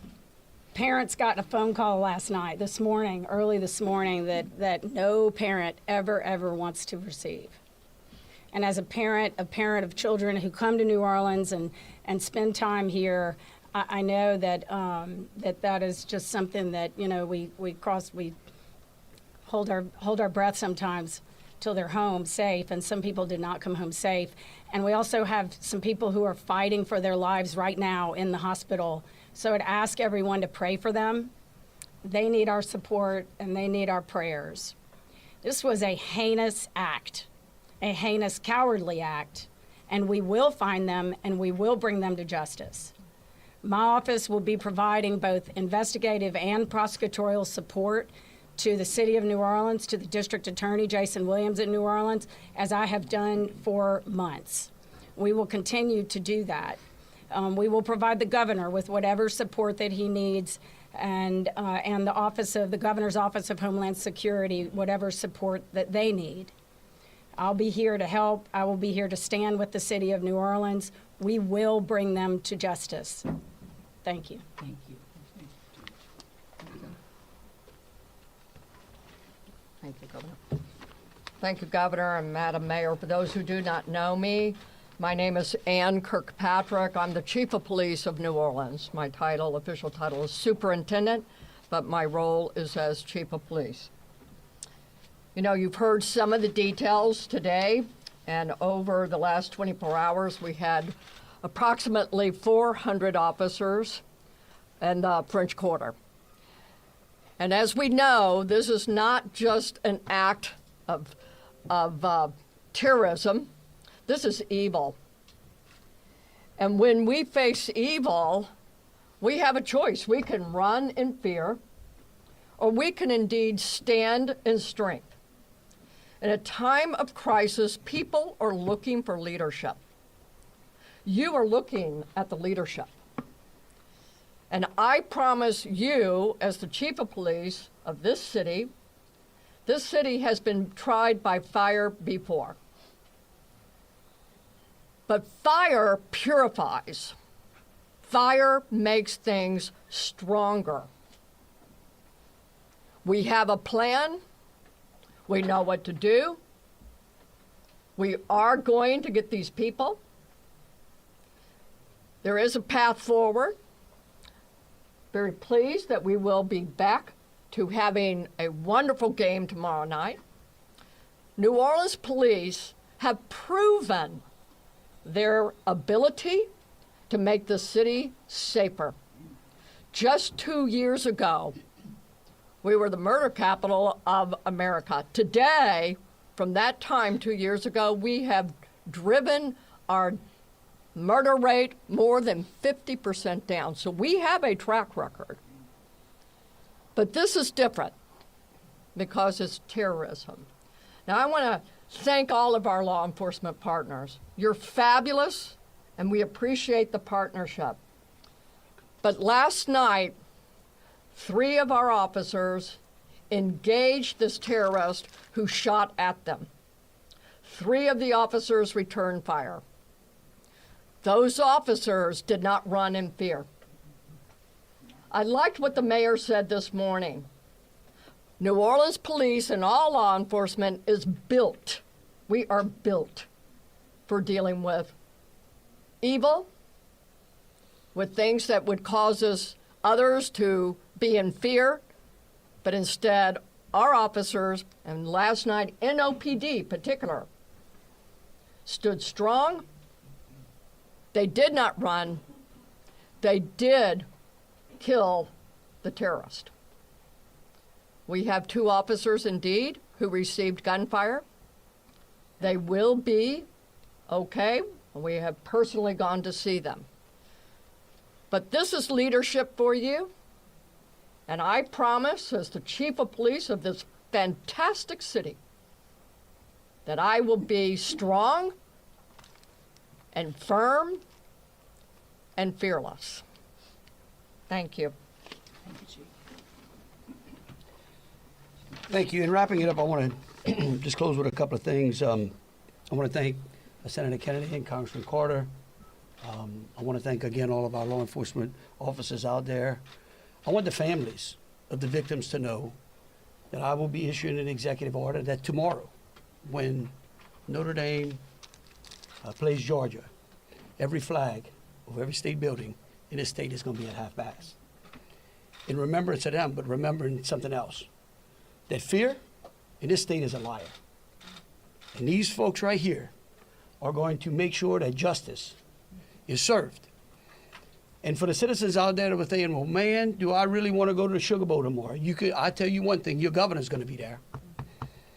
That is proof, believe you me, that that facility in this city is safer today than it was yesterday. And as we come to additional events in this city, I know in speaking with Senator Kennedy and Congressman Carter, and FBI acting director, and the incoming administration, that they are going to ensure that this city has the resources necessary to protect our citizens and our guests. And so with that, we'll take some questions. All right, if you could, we'll start over here with CBS. Katie, we'll work our way across the room. If I miss you, just give me a holler. I may not see you. Go ahead, Katie. Thank you, sir. Katie Weiss with CBS News. I think this has been a really tough day for a lot of people, but at this point, we're hearing that the death toll, according to some FBI sources, has gone up to 15. Is this true? Who wants to answer? I can speak to it, I guess, unless you have a final number. We do not have a final number. We know that we have confirmed 10, but we did have people who had been transported who were in critical condition. And so I do not know that, but I can confirm 10. And one quick follow-up question, if I may. We know that there have been some local records in Texas about a misdemeanor background on this suspect. Any signs or warnings ahead of time about this person or their plans for what happened this morning? Because that is the investigation part, I will give the FBI. At this time, we cannot go into details about the subject's history. What I can tell you, the person was an Army veteran. We believe he was honorary discharged, but we're working through this process, figuring out all this information. The goal with the FBI is providing you with the most accurate and complete information. So once that information is confirmed, we'll make sure we push that out. Thank you. Ariel?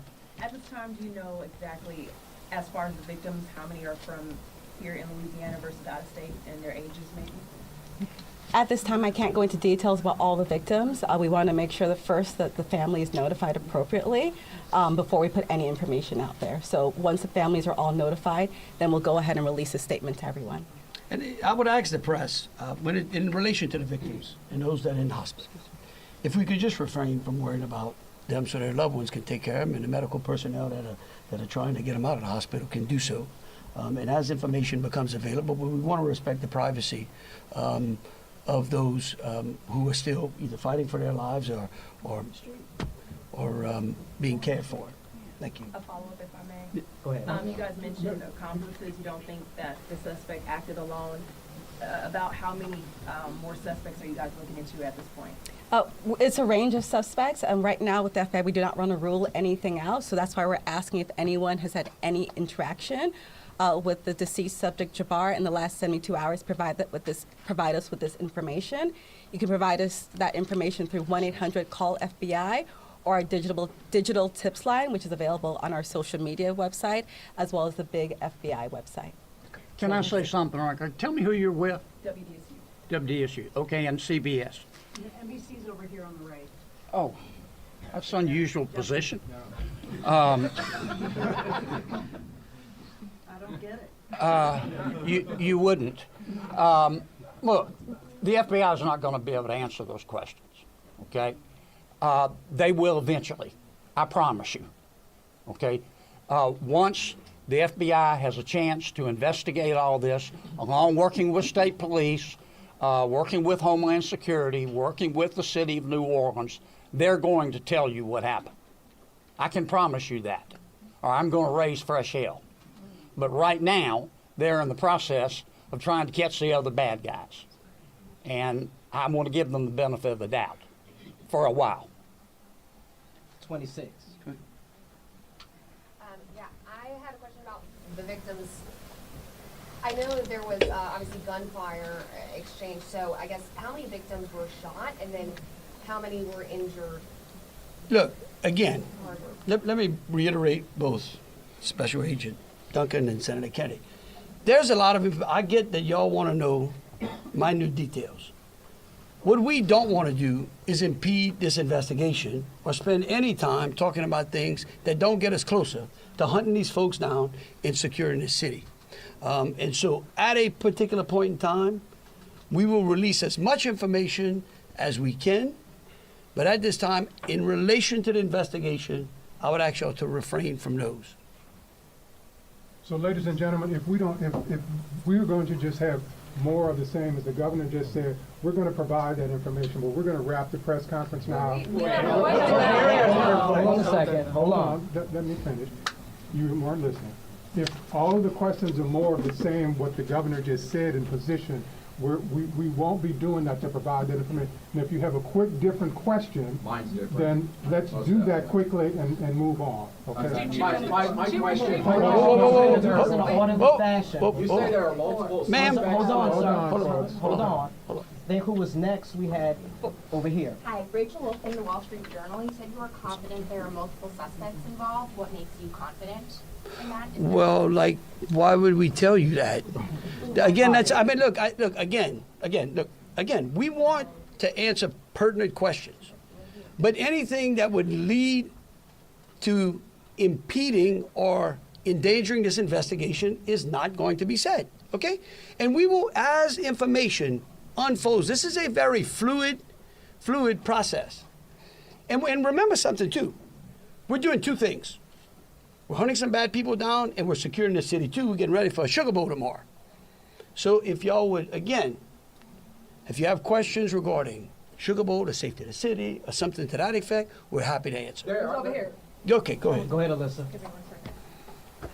Usually in parts of the French Quarter, specifically in parts of Bourbon Street, there are bollards. We're hearing that some of those may have been down because of repairs. Can you speak to that? And maybe was there any backup option of putting a truck there or an NOPD car there?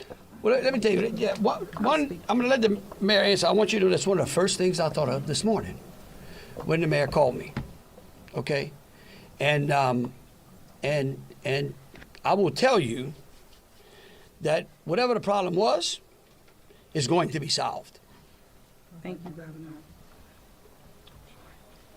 Thank you, Governor, and thank you for the question. I do understand that it's been on your radar since this morning. As it relates to the bollards on Bourbon Street, over 10 years ago, over 10 years ago, the city of New Orleans implemented an infrastructure project placing bollards on Bourbon Street. Shortly thereafter, the malfunctions of those bollards ensued from Mardi Gras beads on down. But the New Orleans Police Department, of course, deemed them inefficient because they did not operate the way that they were intended to do. Because the city of New Orleans is hosting Super Bowl this year, it gave the city of New Orleans an opportunity to go further and deeper with infrastructure improvements, as we've been talking about. So as a result of that, we were able to build in bollard replacement into our Super Bowl infrastructure package. And because of that, the city of New Orleans has moved forward with that infrastructure that is nearing completion. Bollards were not up because they are near completion, with the expectation of being completed, of course, by Super Bowl, way before Super Bowl. But that is the reason. Now, the New Orleans Police Department and Chief, you can speak to the deployment to respond to our needs and existing conditions. All right, so we have been aware of the bollard situation for a long time, and we did indeed harden those target areas where the bollards are. We have patrol cars out there as a hard target, as well as with barriers. Now, I want to share with y'all, if you did not know, that this particular terrorist drove around onto the sidewalk and got around the hard target, where he did have a car there, we had barriers there, we had officers there, and they still got around. Now, the wedges that you see out there as well, we knew that that had malfunction problems. And I want you to understand, let's say we put the wedge up and it got stuck. There is no way that ambulance could get in or out, people couldn't get in and out, so we knew that these were malfunction. So we did indeed have a plan, but the terrorist defeated it. A follow-up, if I may. Let me just say this. We recognize we got a problem right here, right? We're going to fix it. It is going to be a top priority as we go into the Super Bowl and Mardi Gras. And the solution that we're going to come up with is going to be a permanent one. It's going to be placed into the standard operating procedure of having major events and securing that quarter. A follow-up, if I may. Obviously, Sugar Bowl postponed till tomorrow, but I'm sure after that game, a lot of people are going to want to celebrate. Are there plans to keep Bourbon Street closed? What does that look like? So right now, Bourbon Street is an active crime scene, and the FBI is in charge of it. When they clear it, and it does not become an active crime scene anymore, we're going to open it up. Potentially. Potentially. Fox 8. Can we ask about this military police presence, that you want to call it? Is this a private security like Blackwater? Also, would that be a first that a private security firm is mobilized to supplement local and state law enforcement? No. We're not. This is our National Guard. Yeah. These are our citizens that we're bringing in. It's a military police company that we recognize we need some more resources. We need some more boots on the ground because, again, what we're doing now is twofold. We've got an active investigation and we've got enhanced security. Before this event, we were just enhancing and working on security. So we brought some additional resources. Jesse Kirsch with NBC News. Thank you for holding this press briefing. I just want to clarify something first. You were just talking about bollards that are being repaired, talking about a lift gate that are replaced and then a lift gate that's not been working. Was there a vehicle in place of that lift gate last night? Were there things in place of those bollards which are being repaired? Sure, the chief spoke to the plan in place, and that is yes. That was indeed. So anything that is currently in the midst of being repaired had a backup replacement? It had vehicles and officers were there where all of those ballasts have been. We had that, we knew. So we did have it. And like I said, in this went all the way around up onto the sidewalk. And for the lift gate, what about for the lift gate? Was there a vehicle like backing in and out to block that lift gate area, or was that just down and open? That's what we've heard from WIP. Captain, the reason I'm calling the captain, he's the captain over that district, and that is a question I'm going to let him address for you.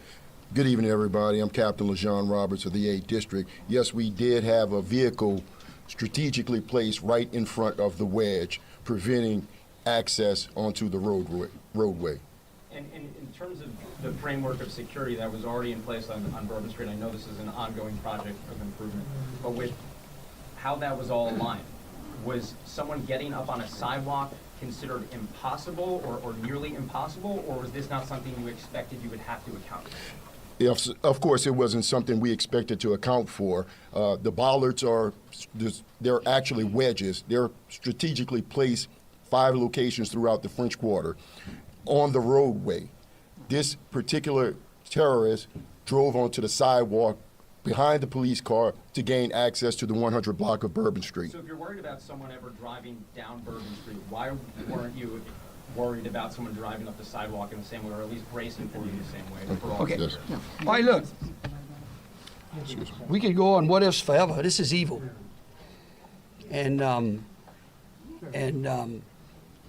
that guy could have easily gone down the sidewalk of Canal Street, where there were a ton of pedestrians on there as well. And there are That's right. on You're right. sidewalks, so that's, I'm Right. just asking Hold on a But- second. We're gonna But move just, on. you- Chelsea, go you- ahead. just want you to know, however, we recognize, I said earlier, that where there are defects in this system, we are going to be transparent, and we are going to address them with the city and make sure that we fill those gaps as best we can. Yeah. Yeah, Chelsea Brazen with Axios. I have a question just about sort of ongoing public safety today. Special Agent mentioned 2 possible IEDs. Were those in the same location? Should residents in the French Quarter or elsewhere be concerned about potential other situations? The 2 IEDs, they were in different locations, and what we've done in conjunction with our local and state partners, we've gone through and done a sweep to identify anything that we thought was suspicious, and we have not. However, as I said before, if the public sees something, please reach out to us. That way we can go through and verify that we did not miss anything. But we conducted initial sweeps, I think, starting shortly after our initial Yes, I'm going to thank you, press conference. Agent. I do want to share that we have a plan, and we have been implementing that plan. One of those plans is that we have swept all of these areas. The word swept means we have put officers out there as a grid, walking down the streets, every street in the French Quarter, looking for suspicious packages, bags, ice chests, you name it. And they have been walking it as a grid. We've been doing the same thing on Poydras and all the accesses into the Superdome. Part of the safety plan is we have bomb dogs out there sweeping the Superdome and all the exterior area, and we're locking that down. That will be locked down through the game tomorrow. So that's a part of that safety plan, and we've already been implementing it. Okay, thank you all for coming out. Question back here for the governor on the MPs. How many MPs would be deployed to New Orleans? Right now, there's I think it's a General Freelo, 100? 100. 100, and, yep. All right, Thank y'all so much. Thank you. What gives you the confidence tomorrow night it'll be safe? Right. I'm going to be there. Yes, Me but too. you're all saying you're making improvements, sir. Yeah, we're going to be there. Welcome back, everybody. We are back live in the Channel 4 studios here on WWL TV and WWL Plus. I'm Katie Moore. And just to recap quickly, this is a news conference with a number of investigative agencies after this terrorist attack that happened in the French Quarter early this morning. Some of the high points of new information that we received out of this press conference. First, the FBI says they do not believe that this suspect acted alone. This 42-year-old Shamsuddin Jabbar, they do not believe that he acted alone in this, and they are actively searching for other suspects and potential connections that he may have had. That is new information. Additionally, he was a U.S. Army veteran. Now, the FBI did say in this press conference that they believe that they're trying to figure out whether or not he was honorably or dishonorably discharged from the Army, but that is something that a lead that they're continuing to follow. In addition, they confirmed that 2 IEDs have been found and neutralized around the French Quarter and New Orleans. That is the number that we have at this point. Investigative reporter, Chief Investigator David Hammer with me here. We were thinking it may have been more than that earlier today, but now the FBI saying that there have been 2 found. That there were 2 IEDs, additional IEDs found and rendered safe. That's specifically what the Assistant Special Agent in Charge, Alicia Duncan, said at the press conference. But that doesn't mean that there weren't others that could potentially have been IEDs, and we know that there were at least 2 additional charges when they were looking at suspicious packages along Bourbon Street and at the Jack's Brewery. Okay, so we don't know if those were actual IEDs. We just know that they were suspicious packages and that they were fully investigated.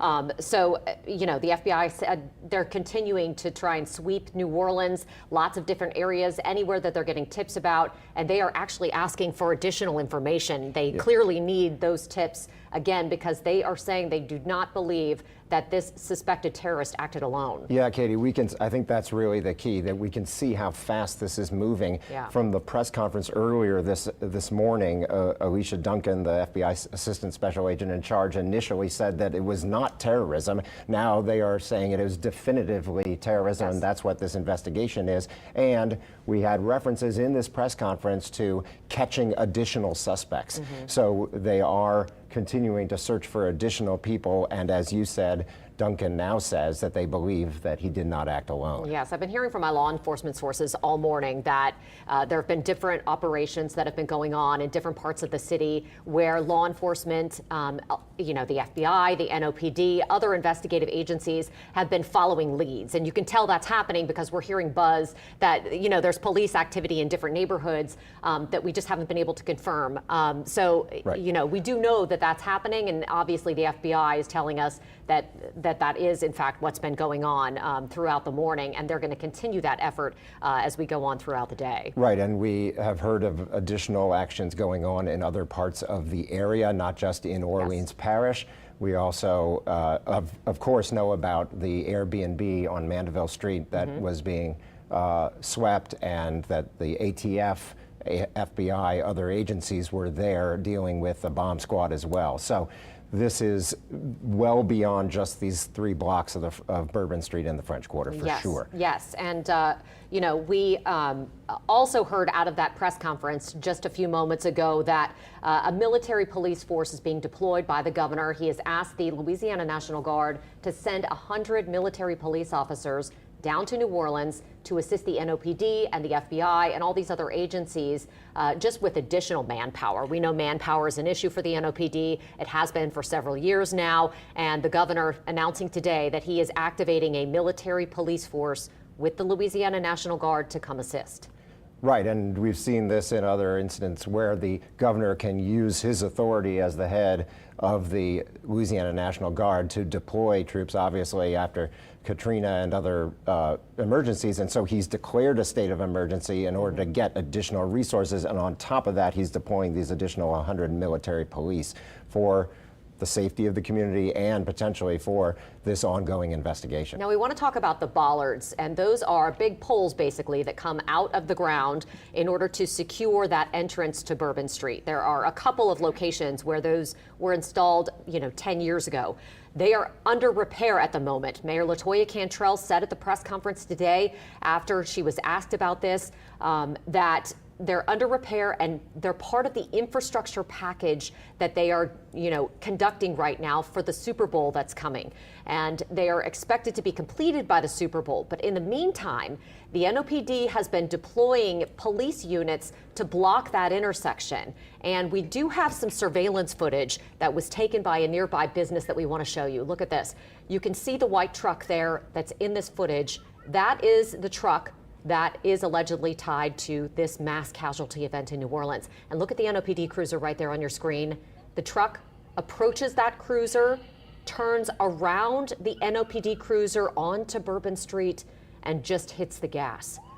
This was just a terrifying scene when you watch this, and you can kind of see it unfolding. And I think it is important to point out that Chief Ann Kirkpatrick says that this vehicle went on the sidewalk in order to get around these, barricades or makeshift barricades in the absence of the bollards. So then the questions becomes, would the bollards have stopped this truck if they had been in place? But I think the other question here is, why were the bollards out at this time when we knew that there was going to be a huge pedestrian event on Bourbon Street for New Year's Eve and for the Sugar Bowl coming the next day, that there was going to be huge crowds on Bourbon Street? That would be the exact time when you would want to have the bollards up to make sure that there was no vehicle traffic getting onto Bourbon Street. The question then becomes, would it have been effective? We heard Mayor Cantrell that they were deemed inefficient and therefore did not work the way they were supposed to. And that's what they were trying to correct with this update.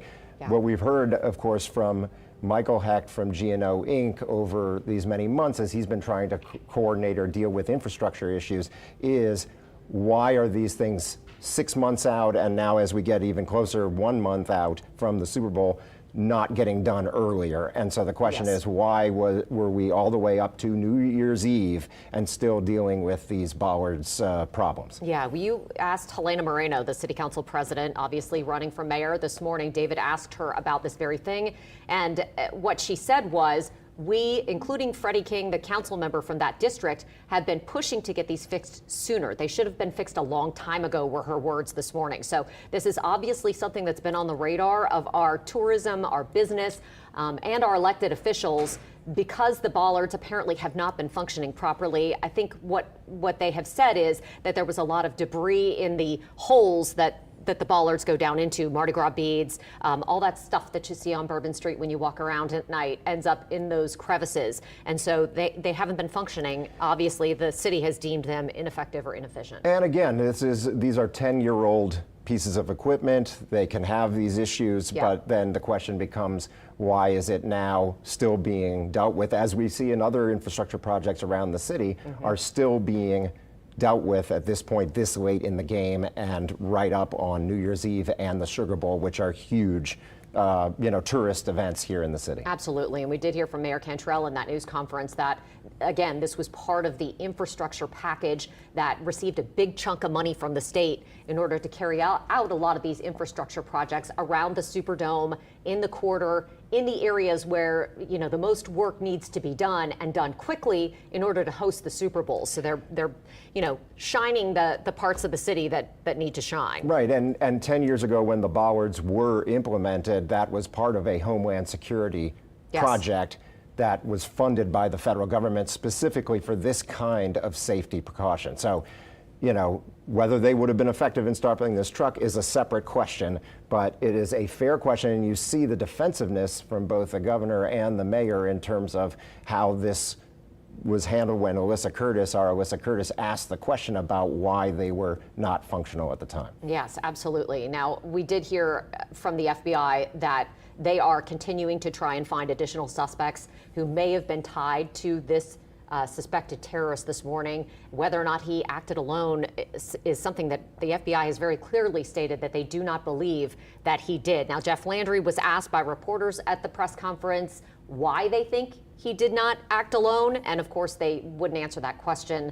It's part of an ongoing investigation that is very active and involves not only the NOPD but our Homeland Security agencies, the FBI, and federal resources. So it's something that's very active at the And we moment. did hear from both Senator Kennedy and Congressman Carter calling on these officials to get going and find the additional people that may be involved here, because this could still cause safety concerns for big events as we move forward if they're not located, those additional suspects, potential suspects. Now, the FBI has also said in a statement earlier today that they released that this suspect had an ISIS flag tied to the truck. And they're trying to figure out what his ties may have been to any sort of international terrorist organization. They're not confirming that he was necessarily a member. I think that's something they're still really looking into right now, is to try and figure out what his ties are, if any, to any sort of international terrorist organization.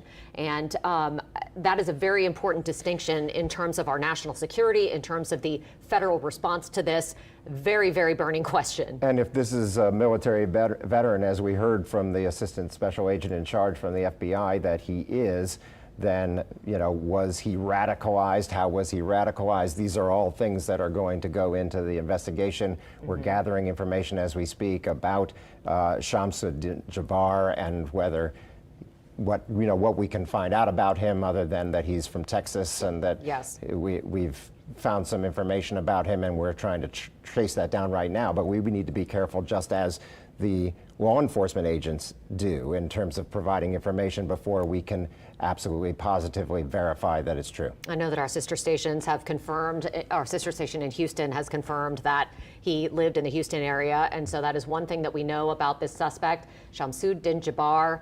And again, the FBI is trying to nail down exactly what his ties may have been to any terrorist organization, what his motives may have been, especially given that he is a U.S. Army veteran. Now, we have had crews all across the metro area this morning trying to cover this, as this is a massive situation that's been going on. Amelia Strahan is joining us now. She was in the French Quarter. It looks like she still is at this hour. Amelia, what's the latest from where you are?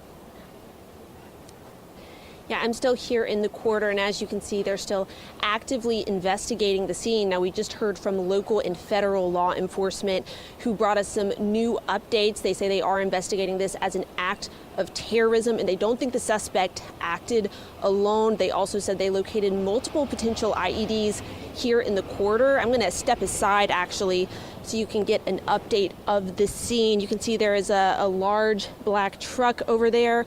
They've put up a tarp. What's going on behind that tarp, we aren't sure. Like I said, it's still an active scene. Law enforcement has quite the perimeter, a lot blocked off over here, so we're not sure exactly what's happening, but there is a tarp. Seems to be concealing whatever is going on the other side. Now, the FBI says they're working to see, if there's any potential terrorist affiliation, because we know an ISIS flag was found on the suspect's white pickup truck. So, like you mentioned, a lot of questions around, how widespread is this threat. We've learned more about the victims in last night's attack. We know that Nikira Dido, a Mississippi teen, has been identified by our partners at NOLA.com. The University of Georgia also tweeted saying a Georgia student was injured in the attack, and he is in critical condition. As you can see, there's you can probably hear a lot of traffic with these streets blocked off. We know now the Sugar Bowl also has been postponed until tomorrow, so many people are, rightfully expressing concern over, are they safe out here? But like you can see, a very heavy law enforcement presence. We also have confirmed another victim. That would be Tiger Beach. We're still learning more. We've told you guys, we're updating every few minutes. There are 10 people confirmed dead, 30 injured. So definitely a devastating day here in the city of New Orleans, and a really dark start of the year. Reporting live from the quarter, Amelia Strahan, WWL, Louisiana. Amelia, thank you so much for your reporting. We have just received the update at 1 o'clock from the FBI, and We're starting to kind of piece together some more of this. As Amelia mentioned, we're starting to learn the identities of some more of the victims. Yeah, we want to go to Alyssa Curtis, who asked a very pertinent question. I know that we're in the middle of this investigation with the FBI finding out more about this suspect, but Alyssa, you talked a little bit about the protections that should have been in place already on Bourbon Street, and they did address that and where it failed. Can you tell us more about that and tell us more about what happened today? Yeah, they had, of course, those bollards are usually up, but they are having some repairs right now, as you heard the mayor say, in preparation for the Super Bowl. That is part of the package of the infrastructure projects that they have been working on to get repaired in time for the Super Bowl. They say that they had barricades and an NOPD car blocking that intersection, but they say they weren't expecting this person to come up and around the sidewalk. As we know, some of those bollards really are not on the sidewalk. They are in those streets. So they're saying this is not something that they expected. Of course, now this is just a shock to the city, but we have every single law enforcement agency, every part of government here working to get to the bottom of this. I have Attorney General here, Liz Murrow, with us. Can you speak to just your initial reaction to all of this? Well, it's a terrible thing to wake up to this morning for a lot of people. And, I think my first thought was with the parents of the victims. I've got kids who've been out here, and they've been on Bourbon Street on New Year's Eve and on Christmas Eve, and well, not Christmas Eve, but they've been out there on New Year's Eve, and I think that you're just always kind of holding your breath till everybody gets home. And unfortunately, some people didn't come home last night or this morning, and so I'm just, it's a terrible thing to wake up to, but I'm here to see whatever we can do to provide support to both the governor and the city. Can you talk to the Unified Command? We've seen, this room was absolutely packed just 30 minutes ago on both ends with the press as well as just all the leaders here showing support. What does that look like as a state official? What does that look like for everyone to come together? Well, it's a very coordinated effort to bring some people to justice initially. We need to secure the city. We've got a big football game that's underway with a lot of people here. We want to make sure that they are comfortable going to the game tomorrow. So there is a lot to do. At the end of the day, it was a heinous, cowardly attack. I'm confident that we are going to find all the people that were involved, and we are all committed to doing that. And so, it's a federally run response at this point, but we still have a lot to do at the state level and the local level. Talk a little bit about you and your office. What support does that look like? What support are you giving to this investigation? Well, the governor's declared an emergency, so we provide support to the governor's Office of Homeland Security and to the governor's office during any kind of declared emergency or disaster. So we're doing that. I have investigators and I have prosecutors in my office, and so we'll be looking at any of the support that this city needs on either of those fronts. And of course, we will also coordinate with the federal government. Obviously, there's a lot of talk about the right now of making sure we catch this person and anyone else. But long term, this is not ending today, tomorrow, next week. What does that look like? Just give us some perspective on what the future looks like in this case. We're not the first city to experience an event like this. Or the first country, and I think that we have been planning for events like this. It's still a shock when it happens. I don't think that anybody's ever fully prepared for an event when it happens, no matter how much planning. It's still a shock to the system. We will continue to make plans and to harden the city and make sure that it's safe, and the state. So, it's just a constant moving process, and people who want to commit evil crimes like this, they're going to find a way to do it. There's been a lot of discussion about the bollards, but the truth is this person could have mowed a bunch of people down on Canal Street as well, or in any number of other places. They could have tried to access a point where there were a lot of people. So, we just have to continue to do the best that we can to try and prevent these things from happening.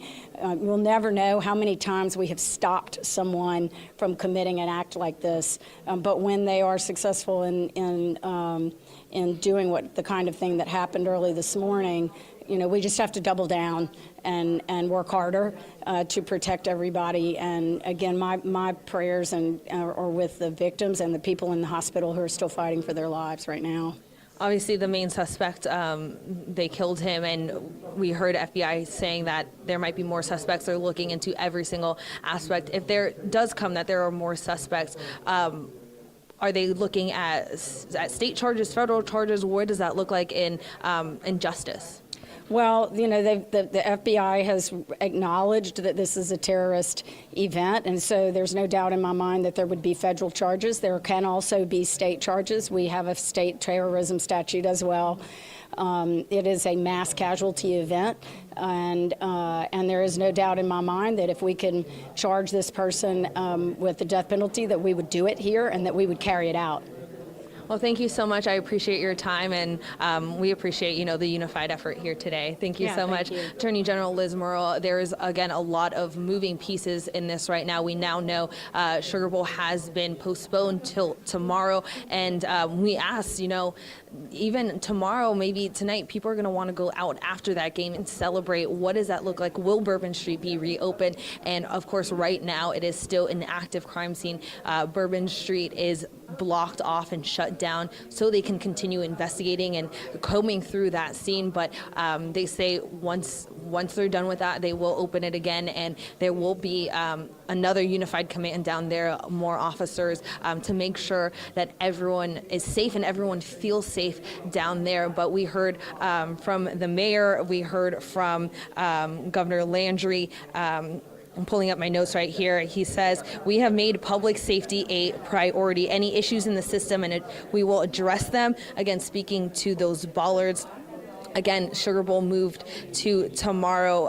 There's, again, a lot of information that we still don't have because this is an FBI-run investigation. This is a federal investigation now, and they are keeping this very tight because they want to be able to get to the bottom of this and get all the moving pieces into place before they give us any information that may jeopardize that. So any information that we get, of course, we'll bring it to you as soon as we can. But for now, reporting live from NOPD headquarters, Alyssa Curtis, WWL Louisiana. Alyssa, thank you so much. I know there are a lot of sidebar conversations that are happening. Earlier, we had Oliver Thomas say that there was a meeting amongst those leadership officials about what potential security measures can be taken as early as tonight, as early as right now. Did anyone mention that during the press conference, or is anyone talking about that on the side with you? They are looking, honestly, right now at all options to keep everyone safe. Again, we don't know exactly what any of this looks like, especially tomorrow at the Sugar Bowl, or how many officers or LSP will be down on Bourbon or anywhere in the French Quarter. I think, again, this is just a very active and fluid situation right now. We're getting information. Even right before this, we had an FBI statement come in, and then 30 minutes later, we're in here getting more information. So I think we're just kind of they're taking it as everything comes right now. All right, Alyssa, thank you so much. And of course, Alyssa was talking at that news conference. You're talking about this information being fluid. We still don't know about the situation on Mandeville Street. And really, we are still learning a little bit more about this suspect. There are a lot of questions, especially when you hear that the FBI is looking into the potential of there being other suspects involved in this terrorist attack. Obviously, we have a huge gap in the timeline. Where did this person go? After renting a car and leaving his home in Houston, which we've now confirmed that's where he was living, to New Orleans. What happened in between there? We now know that there were some devices found elsewhere in the French Quarter. So when were those placed there? Who placed them there? And I'm sure that there's a lot to learn with this investigation going forward. And I'm almost sure that, and our investigators could really speak to this too, but you have the NOLA crime cameras, you have the police cameras that are all over the city that capture a lot of that information, obviously not readily available to a lot of people, but they have those cameras that are placed all over the city. And as Katie and David showed you a little bit earlier, and I don't know if we can rack that back up, but the video of the truck that is coming down Canal Street, because that was the big question. How did it even get on Bourbon Street? Typically when these events happen, take a look at your screen here, that's that white truck. It makes its way and speeds, hits the gas extremely fast, going around a New Orleans police unit. So typically, as we said earlier, when these events happen where we have large pedestrian foot traffic, and really we always have it all the time, but for events, we have even more than we usually do. That truck went around, and the police unit that was put in place to stop stuff like this from happening. So again, we understand that the ballers weren't up. We understand that they went around the police unit. But I guess the big question for a lot of people who are visiting our city, who live in our city, is how do we keep everyone safe from acts like this happening in the future? Yeah, and we did know that we've talked so much about those bollards that were not up because they're being repaired for the Super Bowl. But we heard from the 8th District Police Captain of NOPD who said that those police cars that we saw in that video were parked strategically to prevent something like this from happening. But to quote Chief Kirkpatrick, the terrorists defeated it, and that's because he drove onto the sidewalk around those police cars. But that was always a possibility. Yes. So going forward, we've got to figure out how to keep people safe. Yeah, I think the unfortunate part about the news conference today is we were hoping to learn more. We need a motive, trying to figure out who this person is. He's coming from a major city, if I'm not mistaken, one of the top 10 major cities in America, Houston, Texas, and coming all the way to New Orleans, which is about a 4 or 5 hour drive to New Orleans for this particular event. We're hoping to find out, as we learn more about his past and learn more about his military history and his military background, who this person was, why he decided to choose this moment at 3:15 in the morning. Essentially, how long was he here? You know, and also too, the Airbnb that was potentially rented by him. What happened here? Did he intentionally set it on fire to not find any evidence, or you know, there were so many unanswered questions. And again, understandably, that this is an open and FBI investigation, so they can answer all of those questions once they've determined that there are no other threats. But still, it puts a lot of people at unease if you don't know exactly if you're in danger right now or not. And what we're also facing right now as a city is that this is just the start of a major time of events, and not just coming up. Today was supposed to be the Sugar Bowl. Kickoff was scheduled for 5.5 hours from now. And then you've got Saturday, you've got some of the Mardi Gras balls that are scheduled. And then Monday, you've got Carnival starting with a parade in the French Quarter. It does not stop. There is no time to stop, to heal, to think about ways to keep people safe. Yes. It needs to be fixed, and it needs to be fixed right now. All right. Well, if you just heard from the news conference from Alyssa and from David and Katie a little bit earlier, the New Orleans attack suspect's name, Shamsud Din Jabbar, a 42-year-old. He did have on the back of that white pickup truck an ISIS flag that has been confirmed by the FBI, but we don't know his affiliation to ISIS, or if this is someone who is just a sympathizer or someone who was involved in any sort of way. But we do know that he was formerly a member of the U.S. military, and he drove here from Houston, Texas, where he lived. Yeah, and that truck that was used in this attack was not owned by him. It was a truck that was rented from an app called Toro. It's kind of an Airbnb for cars, if you will. You can rent somebody's car and use it for a while, but that truck was driven here from Texas. Right now, we're going to go to Rachel Hanley, who has been keeping track of some things for us today. Rachel, what can you tell us? Well, we've been talking about the bollards a lot today, and we wanted to kind of step back and give y'all some sort of visual aids so you can know exactly what we're talking about when we say this. Those are the small movable posts that are on Bourbon Street, and they're meant to block traffic from coming onto the street.